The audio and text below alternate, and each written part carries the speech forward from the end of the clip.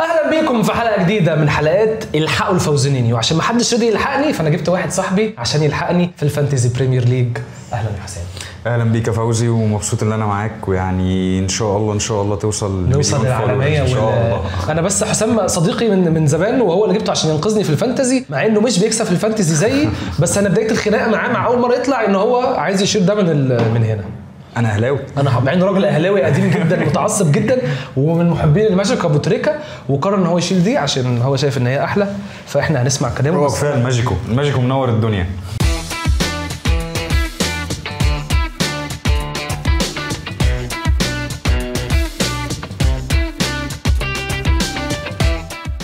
لو انت حد جاي الحلقه دي عشان تسمع كلام عن الفانتزي، انت عارف ان انا مش بدي نصايح الفانتزي، اللي هيديك النصايح هو حسام، فدي هنسيبها الفقره في اخر الحلقه. فلو هتسمع كلام على الفانتزي استنى لاخر الحلقه. احنا النهارده جايين نتكلم على الجوله الاولى من البريمير ليج. الجوله الثانيه او شكت على البدايه، المفروض ان بكره الحلقه بتنزل ان شاء الله، تنزل الجمعه ان شاء الله، يعني النهارده بالليل او وقت ما الحلقه ما تنزل بالليل بدايه البريمير ليج. طيب تعالى نحكي على الدوري الانجليزي. عايز تبتدي بمين يا حس؟ نبدا بالكبير، يعني بالماتش الكبير، ارسنال ويونايتد. حبيبي قال لك الكبير او يونايتد وارسنال.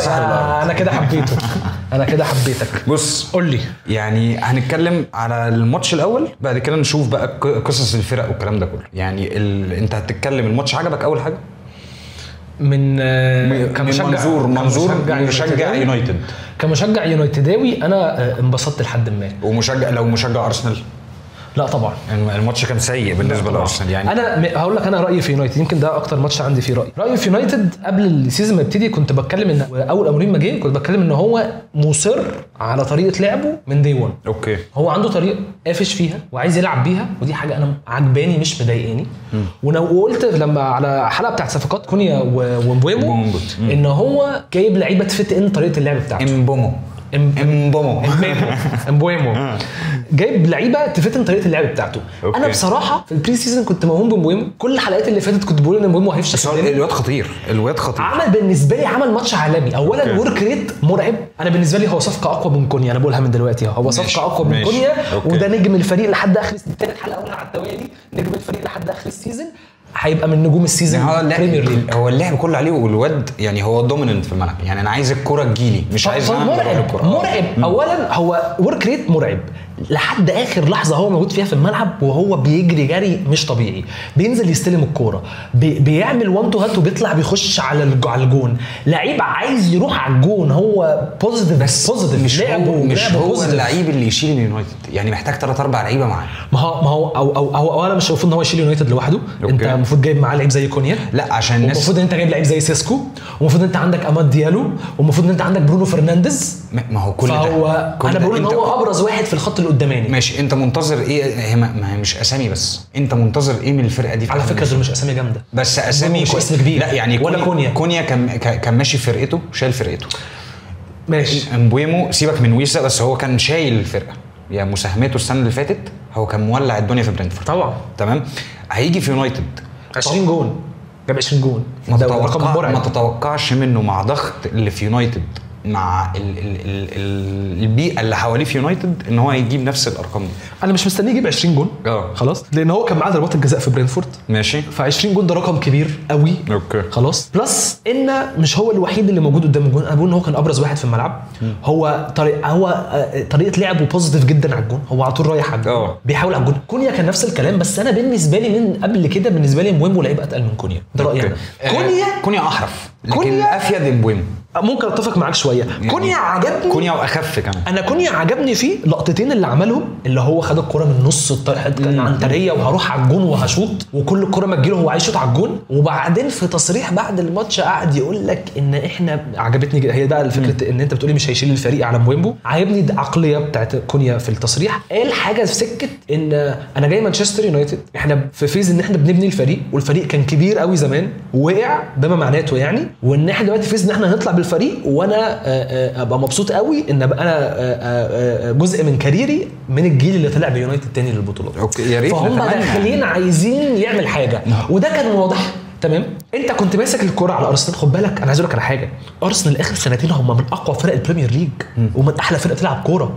فانت خد بالك انت خسرت كان في غلطات، بس انت عملت ماتش على ارسنال، على فريق من اقوى فرق الدوري الانجليزي، على فريق السنه اللي فاتت فشخ ريال مدريد.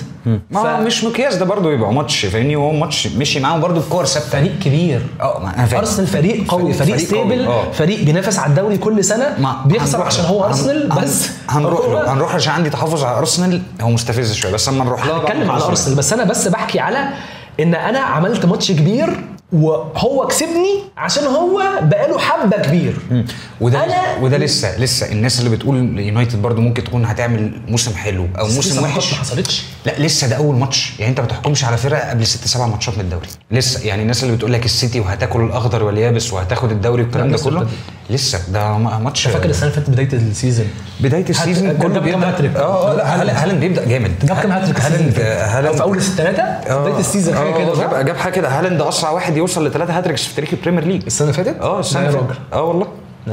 هالاند هالاند صعب يعني، الواد ما شاء الله عليه. وبعدين السيتي ما كملتش الاصابات واللعيبه اللي عندها في نص الملعب. انت كان عندك دي بروين، جوندوجان، باي يعني ممكن ينزل يعمل لك اسيست، ينزل يعمل لك جون، بس في الماتشات الثقيله مش هيلحقك، فاهم؟ انا شايف كان رودري هو الورقه الحاسمه. رودري ده الورقه الحاسمه. رودري يعني اما جاب دلوقتي الواد اللي هو كان بتاع برشلونه اللي هو جونزاليز، نيكو جونزاليز، الواد ده صعب.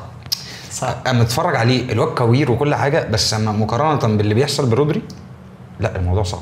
لا هو رودري جامد. بس انا اقول لك على رايي في موضوع السيتي ده، بغض النظر عن اسباب، اكيد في اسباب فنيه. هنرجع تاني لليونايتد وارسنال، بس انا حابب اقولها، وده تلقيح عشان المقارنات بتاعت السير أليكس وبيب جوارديولا. ده التسلسل الطبيعي لاي فريق بيفضل كبير على فتره طويله على البيك، لازم بيحصل وقع ايا كان، بيبقى فيه اسباب كتيره قوي. اسباب كتير، يا اما بقى تشبع، يا اما فنيات، يا اما اصابات، يا اما هو مش عارف يطلع بجديد، يا اما معمول له حسابه. بيبقى فيه اسباب كتيره قوي. في حاجه عظمه السير أليكس انه قعد 28 سنه كبير. لا في حاجه هي دي لا مش 28 سنه، لان هو في الاول برضو كان بدا من غير ما ياخد بطولات وبتاع والكلام ده كله. اول 3 سيزونز بس هو طلع بفريق. انا فاهم. لا لان الفرقه كانت واقعه 26 سنه. ايوه كبير. فاهم. الفكره ان هو قعد بكام جيل، هو متربع، الكونسيستنسي بتاعته، هي دي العظمه، ان مش اي حد يعرف يعملها. خد بالك، هو السير أليكس قال لك انا مش اقوى مدرب تكتيك الموجود. تكتيكيات هي مش تدريب. هو بقول لك ايه، هل انشيلوتي مدرب تكتيكي فشيخ؟ لا. طيب هل هو مدرب وحش؟ بس التكتيكس مش تدريب، او يعني ده جزء من اذا كانت بتقولي اللعيب ده حريف، ما لو اهلا وسهلا حريف، لكن تكتيك بس في حاجات تانية. ايوه، ما هي مش عارف انا، بس ايوه انا فاهم. التدريب مش تكتيكس بس. انت لو هتتكلم كتكتيكس، جوارديولا لا مقارنه، من غير مقارنه. موافق. كادرجي بلغتنا، يعني انت ادرجي عندك سير أليكس، لا ده واحد. بقول لك ايه، مدرب اتقل، هنقعد بقى ادرجي مدرب لا لا لا هو ماسك النادي، وخلي بالك ده برضو جزء من اللي وقع يونايتد. هو ماسك النادي فروم اي تو زي. انت ما فيش حاجه بتحصل في النادي غير لما السير أليكس بيأشر عليها. اللي وقع النادي الجليزرز دي هعمل عليها حلقه. ما هو ليه انت سايب كل حاجه؟ اقول لك على حاجه صايعه جدا. انت عارف مين دخل الجليزرز مانشستر يونايتد؟ مين؟ السير أليكس. عارف ليه؟ كان داخل في سكه مراهنات مع ناس تقال على الموضوع الحصانه ده. مع ناس تقال في انجلترا، وكان رايح في الشلاحات وجاب الجليزرز ينقذوه. ده خبر حصري مع الفوزين. دي معلومه كده هبقى اعمل لكم عليها حلقه. دي قصه بنت لذينه يعني. عشان لما السير أليكس هو اللي وقع يونايتد عشان دخل الجليزرز.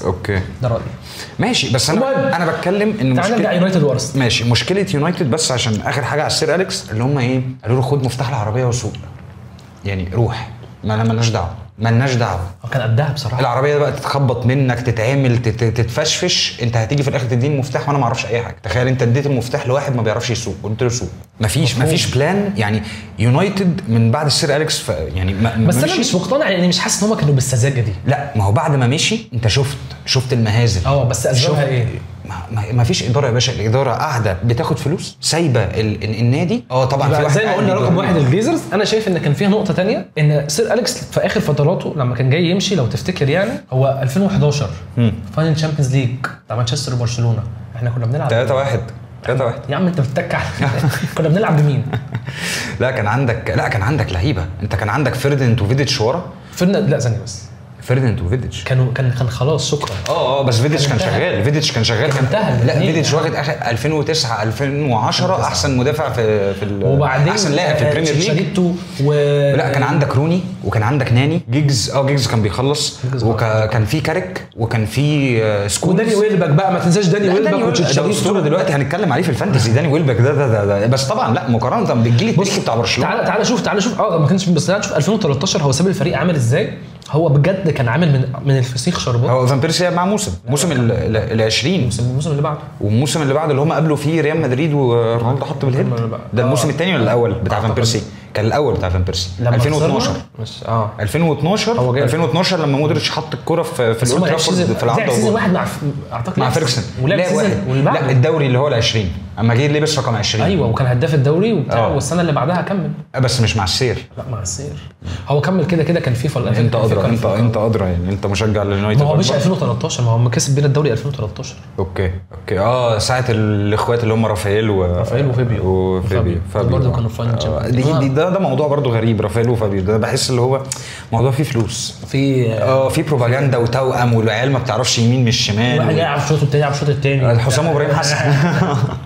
المهم نرجع ليونايتد وارسنال. فانا بقول لك ان انا بجد زي يعني ما زلت عند ان انا مبسوط جدا بمبويمو. كونيا مبسوط بيه جدا، بس ما فهمتش ايه فكره ان عماد ديالو ما بداش. اوكي لا هو لعب بري سيزون. هو مبويمو على اليمين السنه اللي فاتت مخلص نجم الاولاني. لا وهو مبويمو على اليمين. انت في بري سيزون بتبدا الاثنين مع بعض. بص انا اعتقد ان هو كان عايز يتحفظ شويه عشان ارسنال في مشكله، بس يعني هنعرف من الماتشات الجايه. ماشي في مشكله.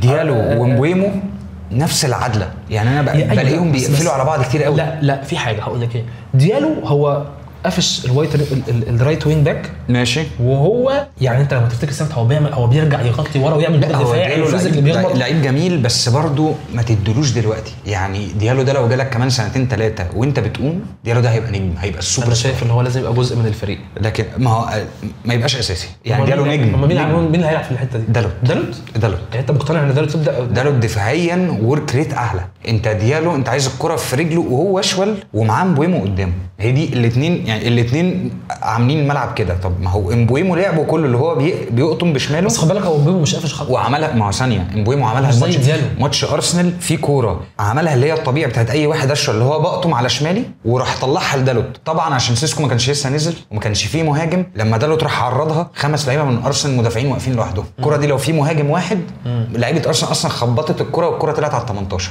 لو في مهاجم هيجي ياخدها. دفاعيا انت دالوت بيبقى واخد الخط رايح جاي، يدي امبويمو راحه. لكن لما تلعب بديالو وامبويمو ورك ريت بتاعهم هيكتر، فانت بتوفر له لقدام اللي هو انا عايزك انت امبويمو، انت الليدر بتاعه قدام. بس عايز اقول لك على حاجه ثانيه، لو جيت فكرت فيها بقى من الشق الهجومي، لو شفت دورجو الماتش اللي فات هو قافش الناحيه الشمال دي. دورجو ما شاء الله عليه. انا جاي لك في الكلام. قافش الخط الشمال ايه، جري مش ساكت وقافش الخط وراح، فهو ليه دور هجومي قوي قوي. نفس الحكايه رايت وينج باك قبل دالوت ما ينزل، قبل سوري عماد ديالو ما ينزل، الاسبكت الهجومي من الناحيه اليمين من عند دالوت ما كانتش موجوده، كان مهم لوحده.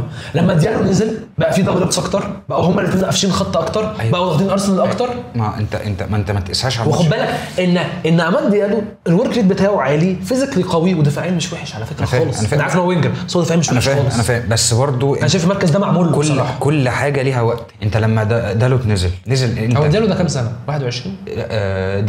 ديالو دلوقتي 22 او 23 سنه. طب ما قشطه يا عم، صغير لسه، عيل صغير يعني. طب ما يلعب. دالوت لما نزل وانت كام وارسنال شكلها عامل ازاي في الماتش وبعد كده. يعني ديالو كان بدا الماتش كنا هيبقى موقفنا احسن ولا لا؟ طب وبعد كده هيبدا بديالو ولا بدالو؟ هيبدا بديالو. يعني ضد الفرق الكبيره مش هيبدا بديالو، هيكمل كده. وممكن يرمي ديالو زي ما تنهاج رمى السنه اللي فاتت قدام شمال لما جاب الجون الخرافي بتاعه اللي هو عملها بوش رجله ده كده وراح لحق. ارميه قدام شمال. انا عندي وينج شمال. لو بيلعب بدورجو وكونيا بقى، كونيا هو الحته اللي في النص. طيب انا شايف كونيا وسيسكو هيبقوا ديو رهيب يعني. الاثنين باذن الله اسمع بقى ربنا. وسيسكو بس سيسكو ما بانش، خد بالك في الماتش. بس ما هو خلي بالك وده طبيعي يعني ديو كورس اللي بان ما فيش حد ديو كورس ده بقى لما ابن لذينه بقى لما نقلب. انا حاسس ان انا هبقى فرحان فيه قوي بقى. لما هفرح فيه قوي عشان لا انت دلوقتي بتتكلم على سيسكو حلاوته اللي هو هيمشي مع كونيا لان سيسكو مش عايز الكوره في رجله. سيسكو مش بتاع انا مش هاخد لعيب ورقص واحد ومش هاخد الكوره ورقص كونيا وبنطلع الحته دي. كونيا ومبويمو هم اللي عملوا بتاع القصة الحته دي، وكونيا في الحته دي اكتر من مبويمو. مبويمو ممكن يرقص واحد ويقوم مطلع لك كره عرضيه، كونيا لا، انا عايز ارقص الاول والثاني والثالث والرابع. كونيا في السكند سترايكر احسن من البلاي ميكر والوينج. موافق. كونيا في الدوري الالماني ما كانش سترايكر. في الدوري الالماني، في الدوري كونيا في الدوري الالماني لا، في الدوري الالماني زمان. كونيا في الدوري الالماني مش فاكر كان في فين، مش فاكر، مش مهم ايه كان سكند سترايكر ما كانش سترايكر. كونيا كان سكند سترايكر. والواد هينزل يجز عنده ايه، لان احنا في سنه كام خلاص داخلين 2026، عندك المنتخب البرازيلي. انا عايز العب، انا في جواو بيدرو مولع الدنيا. هو اجمل من جواو بيدرو، لان انا هو اجمل من جواو بيدرو ثانيه بصراحه، اجمل من جواو بيدرو. انا بشوف الاثنين كويره. هنشوف الدوري شغال معانا وهنشوف. بس في حاجه، هو كده الاثنين عارفين اللي هو مش هيلعبوا على الجنبين ولا اليمين ولا الشمال. انا عندي رافينيا، عندي فينيسيوس، عندي ايوه بس كونيا مش وينجر. ما هو بالطريقه، انا عارف ان هو ممكن يلعب، وجواو بيدرو برضه ساعات بيترمي، بس هو ما بيلعبوش وينجز. البرازيل مين المهاجمين بتوعها؟ ريتشاردسون، جواو بيدرو، كونيا اجمدهم. ماشي، مع انه ماتش توتنهام ريتشاردسون كان جامد بصراحه. سيبك ريتشاردسون خطوه و10 لا، وريتشاردسون انذاراته كتير واصاباته اكتر. اوكي دي ينفع نعمل كده بس مش الشتيمه دي. فانت اللعيبه البرازيليين لا هيشدوا حيلهم قوي. ويعني تتوقع كونيا هيجيب لك كام جون السنه دي؟ مش في كل البطولات، في الدوري الانجليزي بس. انا شايف 10 تجوان حلوين قوي. لو جاب 10 تجوان جامد فشخ. 10 تجوان هو لوحده يبقى لسه في مهمه. 10 تجوان يبقى انا هقول لك قوي. انا مش هقول لك هيجيب كام جول، انا هقول لك الثلاثه دول 25 جول ما بينهم. قليل على 3 لعيبه، لا يا عم، ده مانشستر اصلا 25 جول. لا، ما هو السنه اللي فاتت اصلا امبويمو وكونيا كده جايبين اكتر من مانشستر. ايوه بس ده مش هيحصل. خلي بالك اللي احنا كنا بنتفرج عليها دي مش مانشستر. ما علشان كده بقول لك ايه غلطه مانشستر ولا ايه عيب مانشستر. هو العيب مش في الملعب. انا غيرت بدل الجيل 2 و3 و4.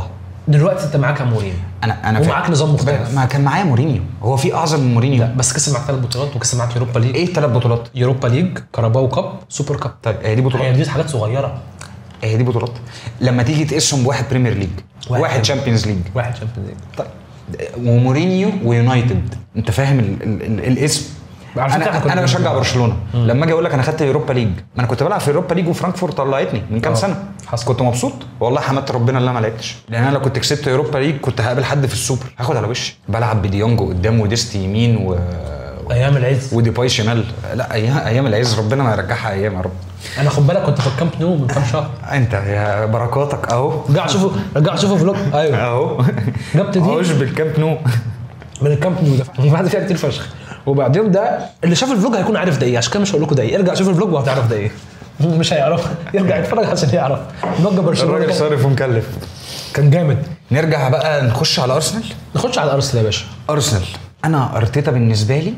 طب بقول لك ايه، قبل ما نحكي فنيا عن ارسنال، ما تقول لي النهارده فابريزيو دخل ولع حته في قصه ايزي دي. هو قال لك في حد داخل في ايزي وبتاع، ونزل بوست الاول وعلامه السرينه والكلام ده كله، ان خلاص البيرسونال ديل اجريمنت دان مع توتنهام، بس ارسنال دخلت تخطف ودافعين اكتر والدنيا مقلوبه. حتى لو انا مش محتاجه، مع ان انا محتاجه عشان كاي هافرتس اتصاب. يعني هو جاي عشان سيبك من كاي هافرتس. وهافرتس ده قصته قصه اصلا عايزين برضو نبقى نتكلم فيها. انت ايزي لما يجي للرايفل بتاعي هاخده ولا مش هاخده؟ بعدين هو اصلا مش محتاج ايزي فنيا. لا محتاجه. ومش هو هيلعب مكان مارتينيلي. هو ايزي برضو بيلعب ما بين ال10 وما بين اللون. بيعرف يلعب الاثنين، بس هو الاحسن في ال10. انت محتاجه في ايه؟ هو هيجي يلعبه لان هو مقتنع باوديجارد. اصل هو مين ال10 بالظبط؟ انت ايزي هيجي قاعد اوديجارد. ما مارتينيلي يبقى خد بالك هو اوديجارد مش 10 صريح. هو اصلا ما بيلعبش ب10 قدام، هو يعني 8. لا اوديجارد لو كمل على كده اصلا الناس في انجلترا الناس مش طايقه اوديجارد، لان هو بيبطئ الريتم كتير. يعني اوديجارد كفنيا ما حدش يختلف عليه. انا حاسه جامد قوي بصراحه. يعني ما بص، يعني منظومه ارسنال عجباني بصراحه. اوديجارد جامد ما حدش يقدر يختلف عليه. لكن انت بتعمل ايه بقى بالكوره دلوقتي؟ الناس كله ماسك فيها. يعني جمهور اصلا حتى الانجليزي لما تيجي بس انا حاسس بتشوفهم في الشارع كله بيتريق عليه. اي ميس باس، اي كوره تقف في رجله بعد ما تطلع من رجله ويقوم عادل شرط الكابتن ويعمل لك كده. روح ديفيد بيكم بتجيله، فاهم اللي هو. بس انا حاسس ان لو ايزي قفش مكان اوديجارد في ارسنال، ايدنتي الفريق هتتغير. مش هيلعب. مارتينيلي هيقعد دكه، هيبقى هو لازم. انت لازم. ما هو مارتينيلي لازم يقعد. تروسارت ماشي على فكره. لا بس مش عارف. ما هو مش هيرضى يبقى. ما انا جاي لك. مش هيرضى يبقى الدكه بتاعت مارتينيلي. هو كيكا هيتباع اصلا. مين مش هيرضى؟ تروسارت. هو تروسارت بيبقى خلاص مش هيعمل. ما انا بقول لك مارتينيلي ما ينفعش ده لعيب يجيب لي بطوله. مارتينيلي حلو في لقطات، حلو في ماتشات. ماتش ريال مدريد اللي انت بتقول عليه لقطات، فرق عن الواد جارسيا اللي هو الباك شمال، فرق طلقه جاب جون. الكره دي لو الماتش 0-0 وانت لسه ما لعبتش الفيرست لاج، الكره دي بره. مارتينيلي كده بره. مارتينيلي ما ينفعش يكسب دوري. مارتينيلي هو حلو كدكه، ممكن بديل كويس. عامله معامله عندي في برشلونه فيران توريس. فيران توريس احسن. انا مش بقارن مين احسن. هو فيران توريس السنه اللي فاتت احسن السنه اللي فاتت بس، لكن حتى السنه اللي فاتت هو مضيع فوق 20 جون. يعني فيران توريس كان ممكن ياخد الجولدن بوت عادي. خد بالك انا كنت في ماتش برشلونه وانتر ميلان 3-3 اوكي تشامبيونز ليج، واتفرجت على فيران توريس. برجع اشوف الفلوج بتاع، افتكر لنا حاجه حلوه، افتكر لنا حاجه. انا كنت مبسوط. انا كنت مبسوط. انا ماليش دعوه ببرشلونه، ماليش دعوه بانتر، كنت قاعد مبسوط. شفت لامين يامال؟ انا قاعد مستمتع، شايف ماتش من احلى ماتشات الحياه انا حضرتها. انا ارجع شوف فلوج برشلونه هتشوف اللي انا عملته. وعلى فكره مش ده بس، تعرف انا اتفرجت عليه كمان؟ اتفرجت على فاينل الكاس برشلونه وريال مدريد في واحده من سبورتس باب في برشلونه. اوكي. وخرجت في ديستريكت، انت كنت كان عايش في برشلونه في ديستريكت انا مش فاكر اسمها، انا ما كنتش اعرف. لا رمله المفروض ان هو دول مشجعين كاتالونيا. لا رمله، ما بين لا رمله وكاسيدو. قفشت بقى مع الجمهور هناك. دخلت لقيتهم فقلت اشجع معاهم، لقيتهم بيغنوا من عشان ماليش فرح. في اللي هم البوكسرز دول. دخلت ما خرجتش. ما دول لابورتا منعهم من دخول الاستاد اصلا. لا يا راجل. انا دخلت اتزنقت في وسطهم ما عرفتش اخرج. كان هتلاقي ترجع تلاقي الفيديو. انا بقول انا مش عارف اروح والله العظيم. عمال انا عايز اروح ومش عارف. بص لا رمله ده هو شارع رئيسي. ايوه. هو بالليل طبعا ما يعني بيبقى حاجه تانية. بس هو بقى في وقت الماتشات او بعد الاحتفالات. وهو وبلازا دي كاتالونيا هم بيبقوا داخلين في بعض كده، الشارع كله بيبقى مقفول. انا عايز اقول لك الناس كلها بقى بتقعد تتنطط وبتاع. ده فوق الاعمده الكهرباء وفوق بتاعت الباصات. انا بعد الماتش خرجت من السبورتس باب ده، دخلت لقيت الناس بتحتفل، احتفلت معاهم وشغلت الكاميرا وكنت معايا تيشيرت الاهلي وبتاع. انا عايز اقول لك ان انا تعبت من كتر التشجيع والاحتفال. انا شغلني معاهم تعبت، عايز اروح مش عارف اروح، بقيت مزنوق في النص. الساعه 4 الصبح وهم صوتهم وتخبيط وشماريخ حط الشمروخ في عيني بالبتاع، حتى كح واتخنقت والله. والتاني كسر ازازه البيره جنب وداني. يا عم في ايه يا عم؟ مبروك الكاس يا عم، مبروك الكاس. بس بصراحه انبسطت. ارجع اتفرج على الفلوج. المره الوحيده اللي احتفلت فيها كان بعد الريمونتادا بتاعت برشلونه وباريس سان جيرمان 6-1. عندي الفيديوهات. انت كنت معانا على القهوه؟ لا انا كنت على القهوه مع الواد عفو. يا ابني انا كنت ساعتها في اسبانيا. يا راجل. انت كنت هناك؟ انا كنت ساعتها هناك. انا كنت على القهوه. انا لسه عندي الفيديوهات. لا كانت روعه بصراحه. هم مجانين بصراحه. احتفالات برشلونه في كاتالونيا حاجه ثانيه. انا خد بالك انا رحت دورتموند برضه. السجن اللي دونا بارك. دي قصه بقى بحكي لك بعدين. هنعمل حلقه نحكي فيها على فلوجات الفوزينيو، على استادات العالم بتاع فوزينيو. وفي حاجات جامده على فكره. في حاجات جايه جامده، خد بالك. ان شاء الله بتفرج. ان شاء الله. انت مش بتتفرج كتير؟ والله بتفرج. رجع الفوجات كلها. عايزين نرجع لارسنال عشان احنا تعمقنا بس في حاجات تانية كده. يلا ارسنال انت كاداء 0 موافق. والجون فاول. يعني مش مشجع فاول. انا شايف فاول.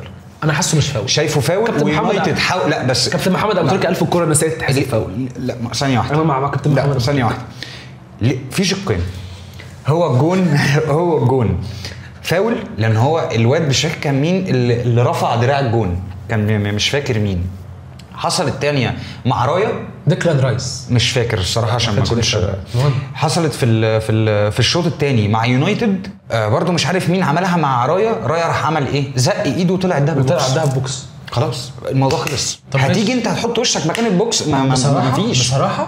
بنياندر ده بيستعب. انا نفسي في دوناروما لو راح يونايتد. انا مش عارف السيتي داخله في كل حاجه، السيتي عشان مش هيفضلوا بترافورد ده. يا عم هم جايبينه عشان يركب اساسي، هو ما كانش في دماغهم اصلا. إيدرسون كده احنا بندور على حارس من اول السيزون وهو عمال بيقول انا عايز حارس واموريم عايز حارس. ما إيدرسون برضو رايح الدوري التركي.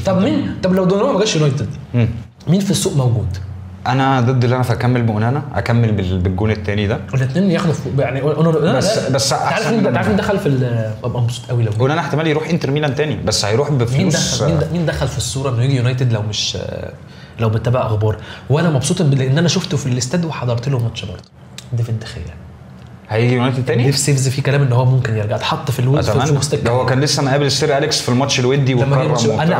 انا من عشاق ديفيد دخيا من ساعه ما جه يونايتد وانا السير اليكس مش هيجيب حد، مش هيجيب اي. بص انا بعشق ديفيد دخيا ده واحد من اكتر اللعيبه اللي انا حبيتها في يونايتد في حياتي. اللي بيتفرج على الفلوجات عارف لما كنت رحت اتفرجت على ماتش انتر ميلان وفرنتينا ودخيا كان واقف في الجون اللي قدامي، بقيت سايب الماتش كله بصور في دخيا عمال ازوم على وشه. دخيا انا بحبه بصراحه. مش جون تقليدي يعني هو بقول لك ايه، انا ما شفتش انا في البيك بتاعه ما شفتش زيه. دي خير كان بياخد احسن لعيب في هو قعد 3 سنين هو احسن لعيب ودي فضيحه ودي فضيحه لما الجون بتاعك يبقى احسن لعيب عندك. مورينيو قال كده. دي فضيحه بصراحه بص يعني بصراحه هو كان بجد.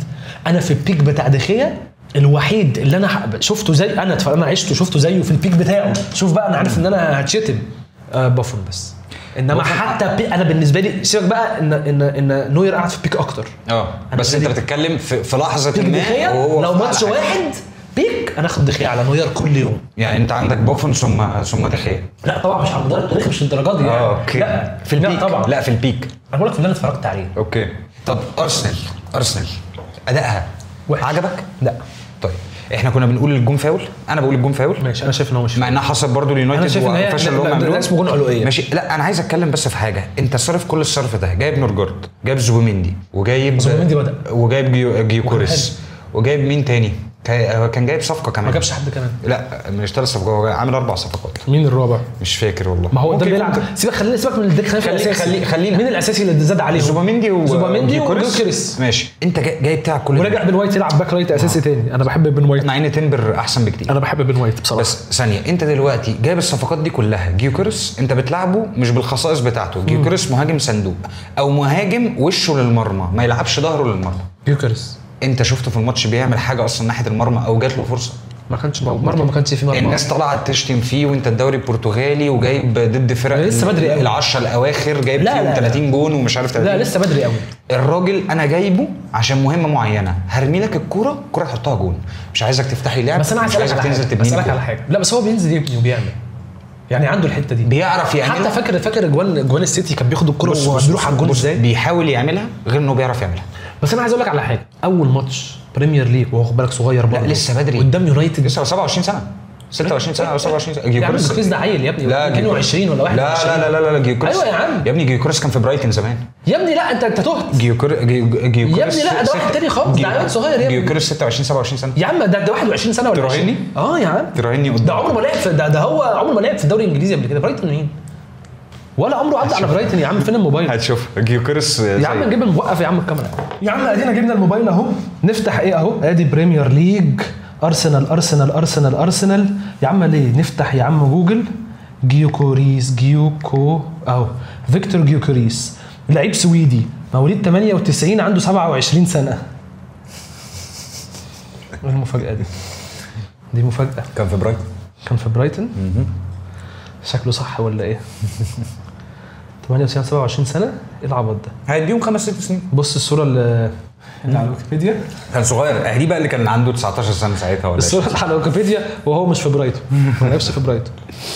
نرجع لمرجوعنا. لا استنى بس، برايتون 2018 20 ثانيه بس عشان ما تاكلنيش في الكلام. بس كان في برايتون من 2018 ل 2021 0 ماتشز 0 جولز ماشي. قضاها كلها في سوانزي وساو باولو اعاره وكوفنتري سيتري.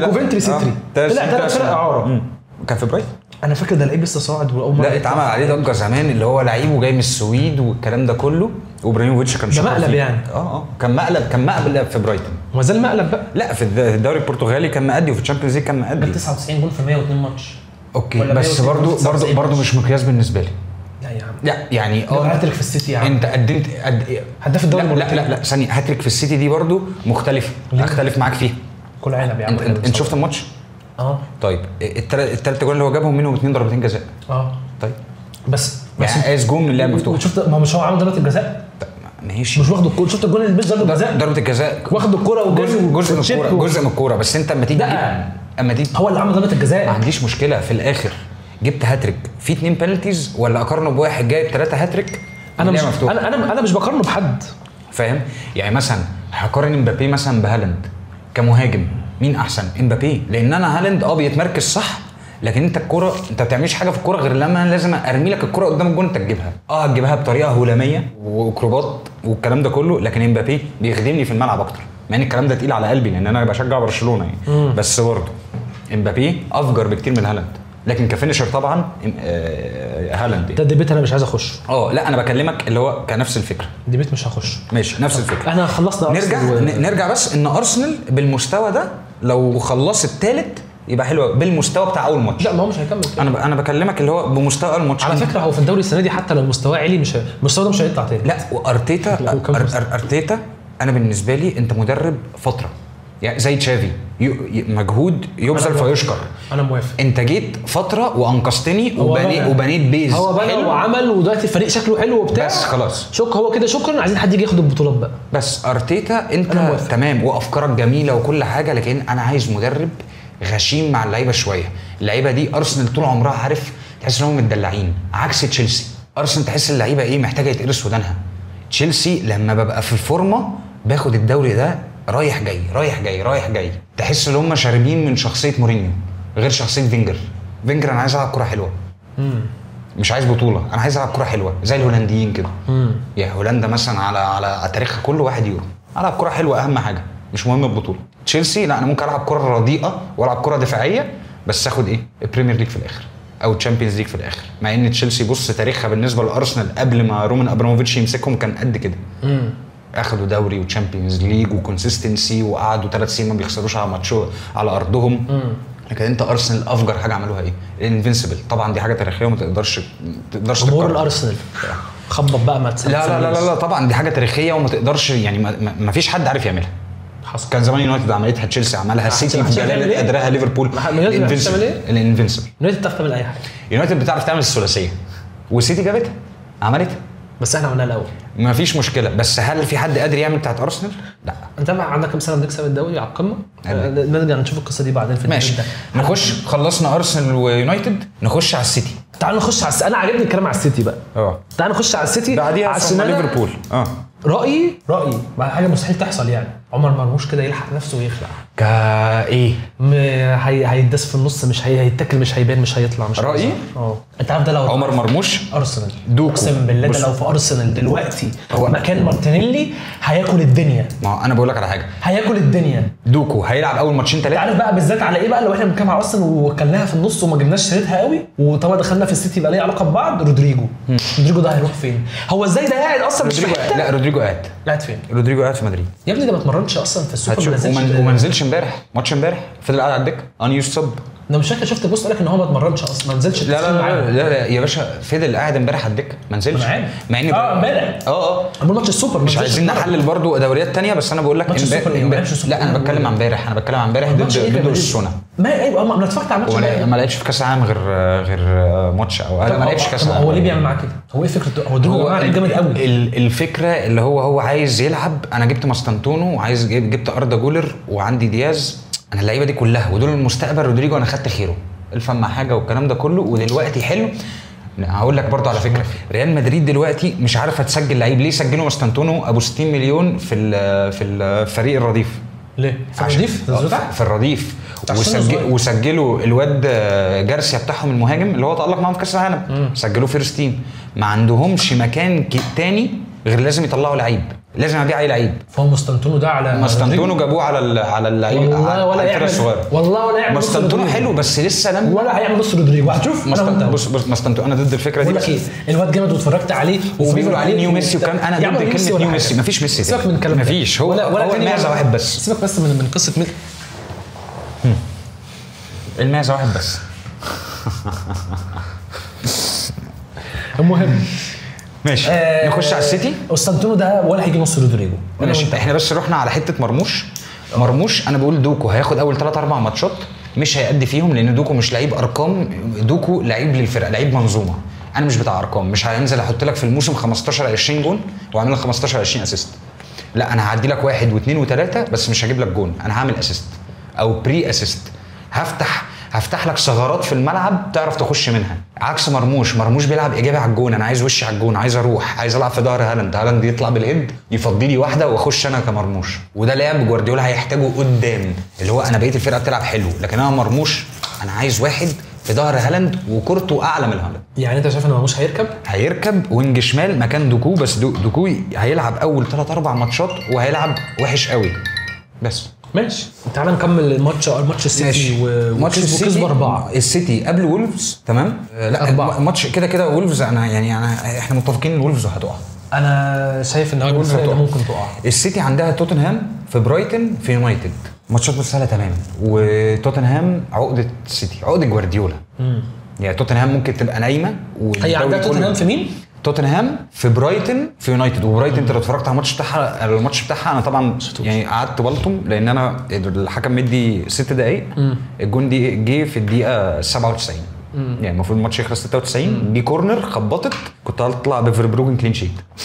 خبطت هو خلاص الجون دخل هو صفر والكره خبطت يا ريتها ملعوبه. يعني برايتون لعب الكره هجوميه وحلوه طبعا، هجوميه قدام السيتي. انت كده كده ايه نازل خسران 3-4-0 الا لو انت فرقه سوبر يعني. ماشي. فانت عندك ماتش برايتون هو ال 70-30 للسيتي. ماتش توتنهام انا شايفه 50-50 لان توتنهام عامله صفقات. وتوتنهام المدرب بتاعها هو الراجل توماس فرانكا. هو كان مع برينتفورد. هو مش مجهود هو بس، مجهود الاداره برضو ومجهود السيستم اللي هو ماشي بيه. بس هو ماشي توتنهام اللي هو ايه، لا انتوا عندكم امل ان انتوا تبقوا حاجه. انا اسف لجماهير توتنهام لو في جماهير توتنهام، بس انتوا نادي، انتوا مش حاجه. انتوا نادي. انا هلعب ماتش حلو، هلعب كوره حلوه لو لعبت كوره حلوه واطلع سادس وسابع عادي. طب ليه؟ يعني فرقه زي نيوكاسل الجمهور بتاعها دلوقتي خلاص رفع البار بقى. انا عايز اخش ايه؟ عايز اخش تشامبيونز ليج. عايز اكسب حاجه. خدت كاس السنه اللي فاتت. واذا كان حط جون اعتقد. صح. لكن انت كتوتنهام انت عايز ايه؟ عايز يبقى زي ارسنال. انا طول عمري ما انا هبص على الغريم بتاعي، عمري ما هنجح. ماشي فاهم. ماشي. انت شايف السيتي السنه دي ايه النظام؟ مرشح دوري؟ السيتي ممكن يترشح دوري لو ظبط خط الدفاع. طب انت اول بقى قبل البيزنس ما يبدا قلت لي السيتي هيخلص كام؟ الثاني. لا الثاني. ارسنال قلت الثالث. قاعدين على القهوه. لا قلت سيتي ثالث، ليفربول الثاني، ارسنال الرابع. ومين كان هيكسب الدوري؟ قلت تشيلسي في حاله واحده. دوناروما ياخد الدوري. دوناروما. مع ان انا عمري ما حبيت تشيلسي، انا حبيتها اشخاص زي يوفنتوس بالنسبه لي. طب دلوقتي كده مين يكسب الدوري بعد اللي شفته النهارده؟ بعد اللي انا شفته النهارده هو لسه بدري. الناس اللي بتقول ليفربول، انا بقول ليفربول عشان السكواد دبث مش اكتر. بص هو ما زلت تحسه اكتر فريق ماسك نفسه. ما اكتر فريق تحسه انت شايف سكته رايحه على فين. في مشكله. محمد صلاح ده برضه خد بالك. في مشكله. لا. في مشكله عند ليفربول برضه، مش عند ليفربول. الناس اللي بتلعب ليفربول تعرف ان النهارده خد احسن لعيب في الدوري الانجليزي ثالث مره. احسن لعيب والهداف والاسيست لا خد البي اف اي اوورد. خد اول واحد ياخدها في 3 سنين. 3 مرات في التاريخ. صلاح اسطوره كده يعني. لا عدى بصراحه. الذين عدى. انت دلوقتي حلاوه ليفربول. لو انا مشجع ليفربول احسن لعيب في تاريخ مصر. بعد الماجيكو او ثالث بقى بعد الخطيب. لا الخطيب في المقارنه مع المناظر دي صلاح وبتاع. لا يا عم. طب انت دلوقتي بتتكلم على ليفربول ملعبها مديها قوه. ماشي. يعني انت لو تفتكر ارسنال لما كانوا في هايبري، هنري كان بيقول لك ايه؟ هنري بيقول لك احنا لما رحنا الاميريتس حاسين ان احنا بنلعب بره ملعبنا. الملعب الجمهور بتاع هايبري، انت لو شفت احنا يعني فيديوهات او ماتشات او الكلام ده كله، الجمهور بيبقى قاعد هنا. الجمهور بيهز الملعب. ايوه. لكن انت لما رحت اميريتس واسعه بقى الدنيا. استاد بتاع سياح. استاد واو بتاعه. اتمناه يبقى عند اي فرقه.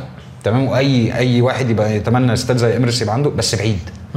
ما فيهوش نفس زي ما بيقولوا ايه الصخب الجماهيري.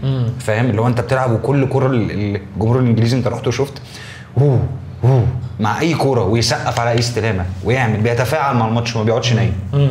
فاهم. مفهوم. ليفربول برضو يعني انا كلام على الصفقات اللي هم جابوها. هي المرشح الأقوى. يعني هو المرشح الاقوى. هي المرشح الاقوى. هي السكواد ده بتاعها. ايكيتيكي ايه الاخبار؟ ايكيتيكي الناس برضه عايزه تجري وتجيبه في الفانتزي يعني عشان جون واسيست. لسه شويه وجدول ليفربول في مصايب. ولسه عندك ارسنال بعد اللي جاي. انت دلوقتي عندك ليفربول لعبت بورنموث كسبتها 4-2 والماتش كان هيتقلب عليك. بقول لك ايه، سيمينيو ده واد جامد قوي السنه اللي فاتت. يا جماعه لعيب تقيل قوي، وينجر تقيل قوي بجد. عندك نيوكاسل مش في احسن حالاتها. نيوكاسل وحشه. وحشه جدا. ماتش اصلا اللعيبه اتهزت قوي. ايزاك قوه كبيره بس بقول لك الحاجه اللي كانت حلوه في نيوكاسل ماتش استون فيلا ونيوكاسل كان ماتش ممل جدا. نيوكاسل كنت قاعد مستني حاجه قويه. في حاجه استنى بس. هم جابوا جيكوب رامزي دلوقتي. ما انا عارف. وبصفقه حلوه 40 مليون 40 مليون يعني. بس في حاجه، انت نيوكاسل مين اللي بيقعد مع اللعيبه؟ تفتكر مين؟ يعني مين بيقعد مع اللعيبه؟ مين اللي بيقعد يقنع اللعيبه؟ ايدي هاو. مفيش مدير رياضي. في الصفقات؟ مفيش مدير رياضي. افتح كده بص على المدير الرياضي بتاع نيوكاسل، مشوه السنه اللي فاتت. طب لما انا بقى مدرب قاعد بدرب فرقه ولا قاعد بقنع لعيب اللي هو انت ما تمشيش ولا قاعد ايه ولا ايه ولا ايه ولا ايه. انت فاهم؟ بس الاستثمار السعودي ايه بقى ايه القصه دي؟ هو لو بص لو كفلوس الدوري نيوكاسل ممكن تشتري الدوري الانجليزي كله كفلوس، لكن هم بقى لما عملوا بقى الفوتنج والسنه اللي فاتت ولا قبل اللي فاتت قبل ما نيوكاسل كانت تتمسك من الاستثمار السعودي والكلام ده كله. طب اشمعنى؟ طب ما انت الاستثمار الامريكي دخل جاب تشيلسي فرقه المليار على راي الماجيكو، محدش فتح بقه. رومان ابراموفيتش لما الفرقه اتسحبت منه محدش فتح بقه ليه؟ عشان انت فاهم؟ لما عملوا الاوي كيت على علم السعوديه اللي هو ابيض ومعمول بالاخضر كله فتح بقه لا ومش لا وليه؟ وقال ايه ده ابيض وابيض في اسود. ومروان سيري لما جاب نادي في الدوري الانجليزي لا هو وشالوا سلمى يعني مصطفى. ده عمل برضه خلي بالك، ده هو عمل حركه غلط. هو راح لناس بلد في ارياف انجلترا زي ما بنقول كده معظمهم ايرش تمام وبيكرهوا قصدي معظمهم انجليز متعصبين وبيكرهوا اصلا الايرش بيب يعني الايرلنديين والكلام ده كله. هو ما درس قال غلطه اصلا في اول لقاء ليه، قال لك انا عايز اي فريق بيلبس احمر في انجلترا في لندن. بس كان بيقولوا بهزار يعني، بيقولوا بهزار بس هناك انت هناك لو جبت خد بالك ما تخبطش في مروان، ده زميل يعني. انا مش بخبط فيه، ده زميل انا وهو يوتيوبر يعني. انا مش بخبط فيه. انت عارف ان هو مره اتفرج لي على ستوري عملت له في منشن كنت بهزر ده بجد يا رب يتفرج علينا. شاف ستوري مره وانا في ايطاليا وانا في ماتش انتر ميلان. لا بجد شاف والله العظيم يا باشا. عارف ان نصوحي عمل لي كومنت الشهر اللي فات؟ انا شفتها صاحبي عمرو نصوحي. نرجع احنا قلنا عندها كنا بنتكلم على مين؟ كنا بنتكلم على ليفربول بورنموث. الماتش خلص 4-2 بالعافيه طبعا يعني صلاح، وشفت له وهو بيتمرن على نفس الجون برجله اليمين ونفس الشوطه من نفس الزاويه شفتها له. وعنده نيوكاسل انا شايف ليفربول ممكن تكسب بس بالعافيه، ثم عنده ارسنال ثم بيرلي. يعني سيبك ماتش بيرلي كده كده هيكسبوا بيرلي مش فارقه، لكن ماتش ارسنال ده انا شايف الارسنال عادي ممكن تكسب كوره ثابته عادي. اللي خلاها تعملها قدام السيتي تعملها قدام ليفربول السنه دي، لانها عملتها قدام السيتي السنه اللي فاتت. تعادلوا ما كسبوش بس برضه ليفربول خلي بالك دفاعها شوارع، وهو لسه مش شايف فريمبونج في الباك اليمين بس. انت برضه ما بتشوف فريمبونج لما بيطلع بيقفل على صلاح. الكور دي انت ما كنت بتشوف فيها صلاح السنه اللي فاتت، صلاح هو اللي بيبقى مكان فريمبونج. السنه دي صلاح مطرف سنه وفريمبونج داخل او العكس صحيح، فالاثنين مش فاهمين بعض. ارنولد كان بيعمل ايه؟ انا بقف على بوز ال 18 من اليمين وبودي كور، يا اما بستنى صلاح وافتح له. ارنولد بروفايل مختلف تماما عن ارنولد كان اخر حل عنده ايه؟ اشوط على الجون. الشوطه بتاعته حلوه بس اخر حل. فريمبونج اول حاجه بعملها ايه؟ بشوط على الجون. حتى الجون اللي جابه في ماتش الكاس ضد كريستال بالاس هو مش شايطها، هو رافعها بس انا رافعها ناحيه الجون اللي هيروح. نجيبه فانتزي ده فريمبونج 6 مليون غالي قوي. انا بعته 6 مليون. انا كنت حاطه معاك 6 مليون غالي قوي قوي قوي قوي، ودفاع ليفربول مش مطمن له. انا بعته خلاص الا لو لعب بكيركتش مدافع ثالث اللي هو انت اما هتيجي تهاجم بفريمبونج. خد بالك برضه ممكن يعمل اتاكينج، ممكن يتحول يعمل اتاكينج ريتيرن ملعب فريمبونج ده. مفيش وينجر. ما هو بقول لك في حاله ده وينجر، في حاله اللي كيركتش يبقى يا عم كل ماتش دخل فيه جول. لا مدافع ثالث، يبقى مدافع ثالث. يبقى انا الناحيه الشمال دي مش هموتها اللي هو ايه، انا هقلب الملعب شويه. فريمبونج هيزيد او صلاح يخش في النص شويه او كمهاجم تاني وفريمبونج يمسك الخط. يبقى انا ايه واقف ورا كوناتي فان دايك كيركتش. لكن هتلعب لي بماك اليستر وتشوبوزلاي وفيرتس. انا جرافنبرش اللي كان شايلني السنه اللي فاتت فين انا كده ملاهي ورا. مفهوم. ملاهي. هي دي برضو عندها ليفربول لسه عندها كذا حته هو بيجرب. انت لو بصيت على مستوى ليفربول من غير جرافنبرش صفر، نص الملعب متاكل عالمي. ماك اليستر تشوبوزلاي فيرتس مفيش واحد عنده ورك ريت عالي. انا جرافنبرخ عالمي بالنسبه لي. جرافنبرخ الصراحه وكوير قليل لما تلاقي رقم 6 كوير. طبعا مش كوير كبوسكيتس، هو كوير على مركز 6. لا هو انا بصراحه لعيب جامد بصراحه، لعيب مهم جدا. خلصنا ليفربول نخش على نيوكاسل. نيوكاسل في الشلاحات كده. ما هو نيوكاسل حته ايه؟ بص هي كده، بص كده هتقوم تاني عشان الاستثمار السعودي هيفندوا ومش هيسيب المشروع يقع. ما هو انا مش عايز محدش هيقع كده. انا مش عايز اصرف خلاص. لا ما مش عايز اصرف زي بي اس جي زي ما جات لها فتره اللي انا بصرف وخلاص. اللي انا بقول لك هو مش هيسيب المشروع يقع كده ان هو بقى ايه ايزاك قلب. بس هو واضح ان الدنيا اصل بقول لك بتفرج على الماتش اللي فات بتاع نيوكاسل واستون فيلا بغض النظر عن ماتش وحش جدا من فرقتين. يعني هو مين مختلف في نيوكاسل عن السنه اللي فاتت؟ بدا ال 11 هو ايزاك بس اللي اتشال. مين زياده زاد؟ لا مين زياده دخل على الفرقه؟ إيلانجا إيلانجا بدل ميرفي يعني وده ابجريد المفروض. ما ميرفي كان كويس يعني. لا إيلانجا برضو مش هو اللعيب يعني مش هو بس كان يعني نوتنجهام فرصه يا عم لعيب جامد وكل حاجه، بس انا يعني فين انا كان نيوكاسل فين بقى. انا بصراحه اللي عجبني تاني اللعيب ده يا جماعه جامد قوي تونالي بصراحه.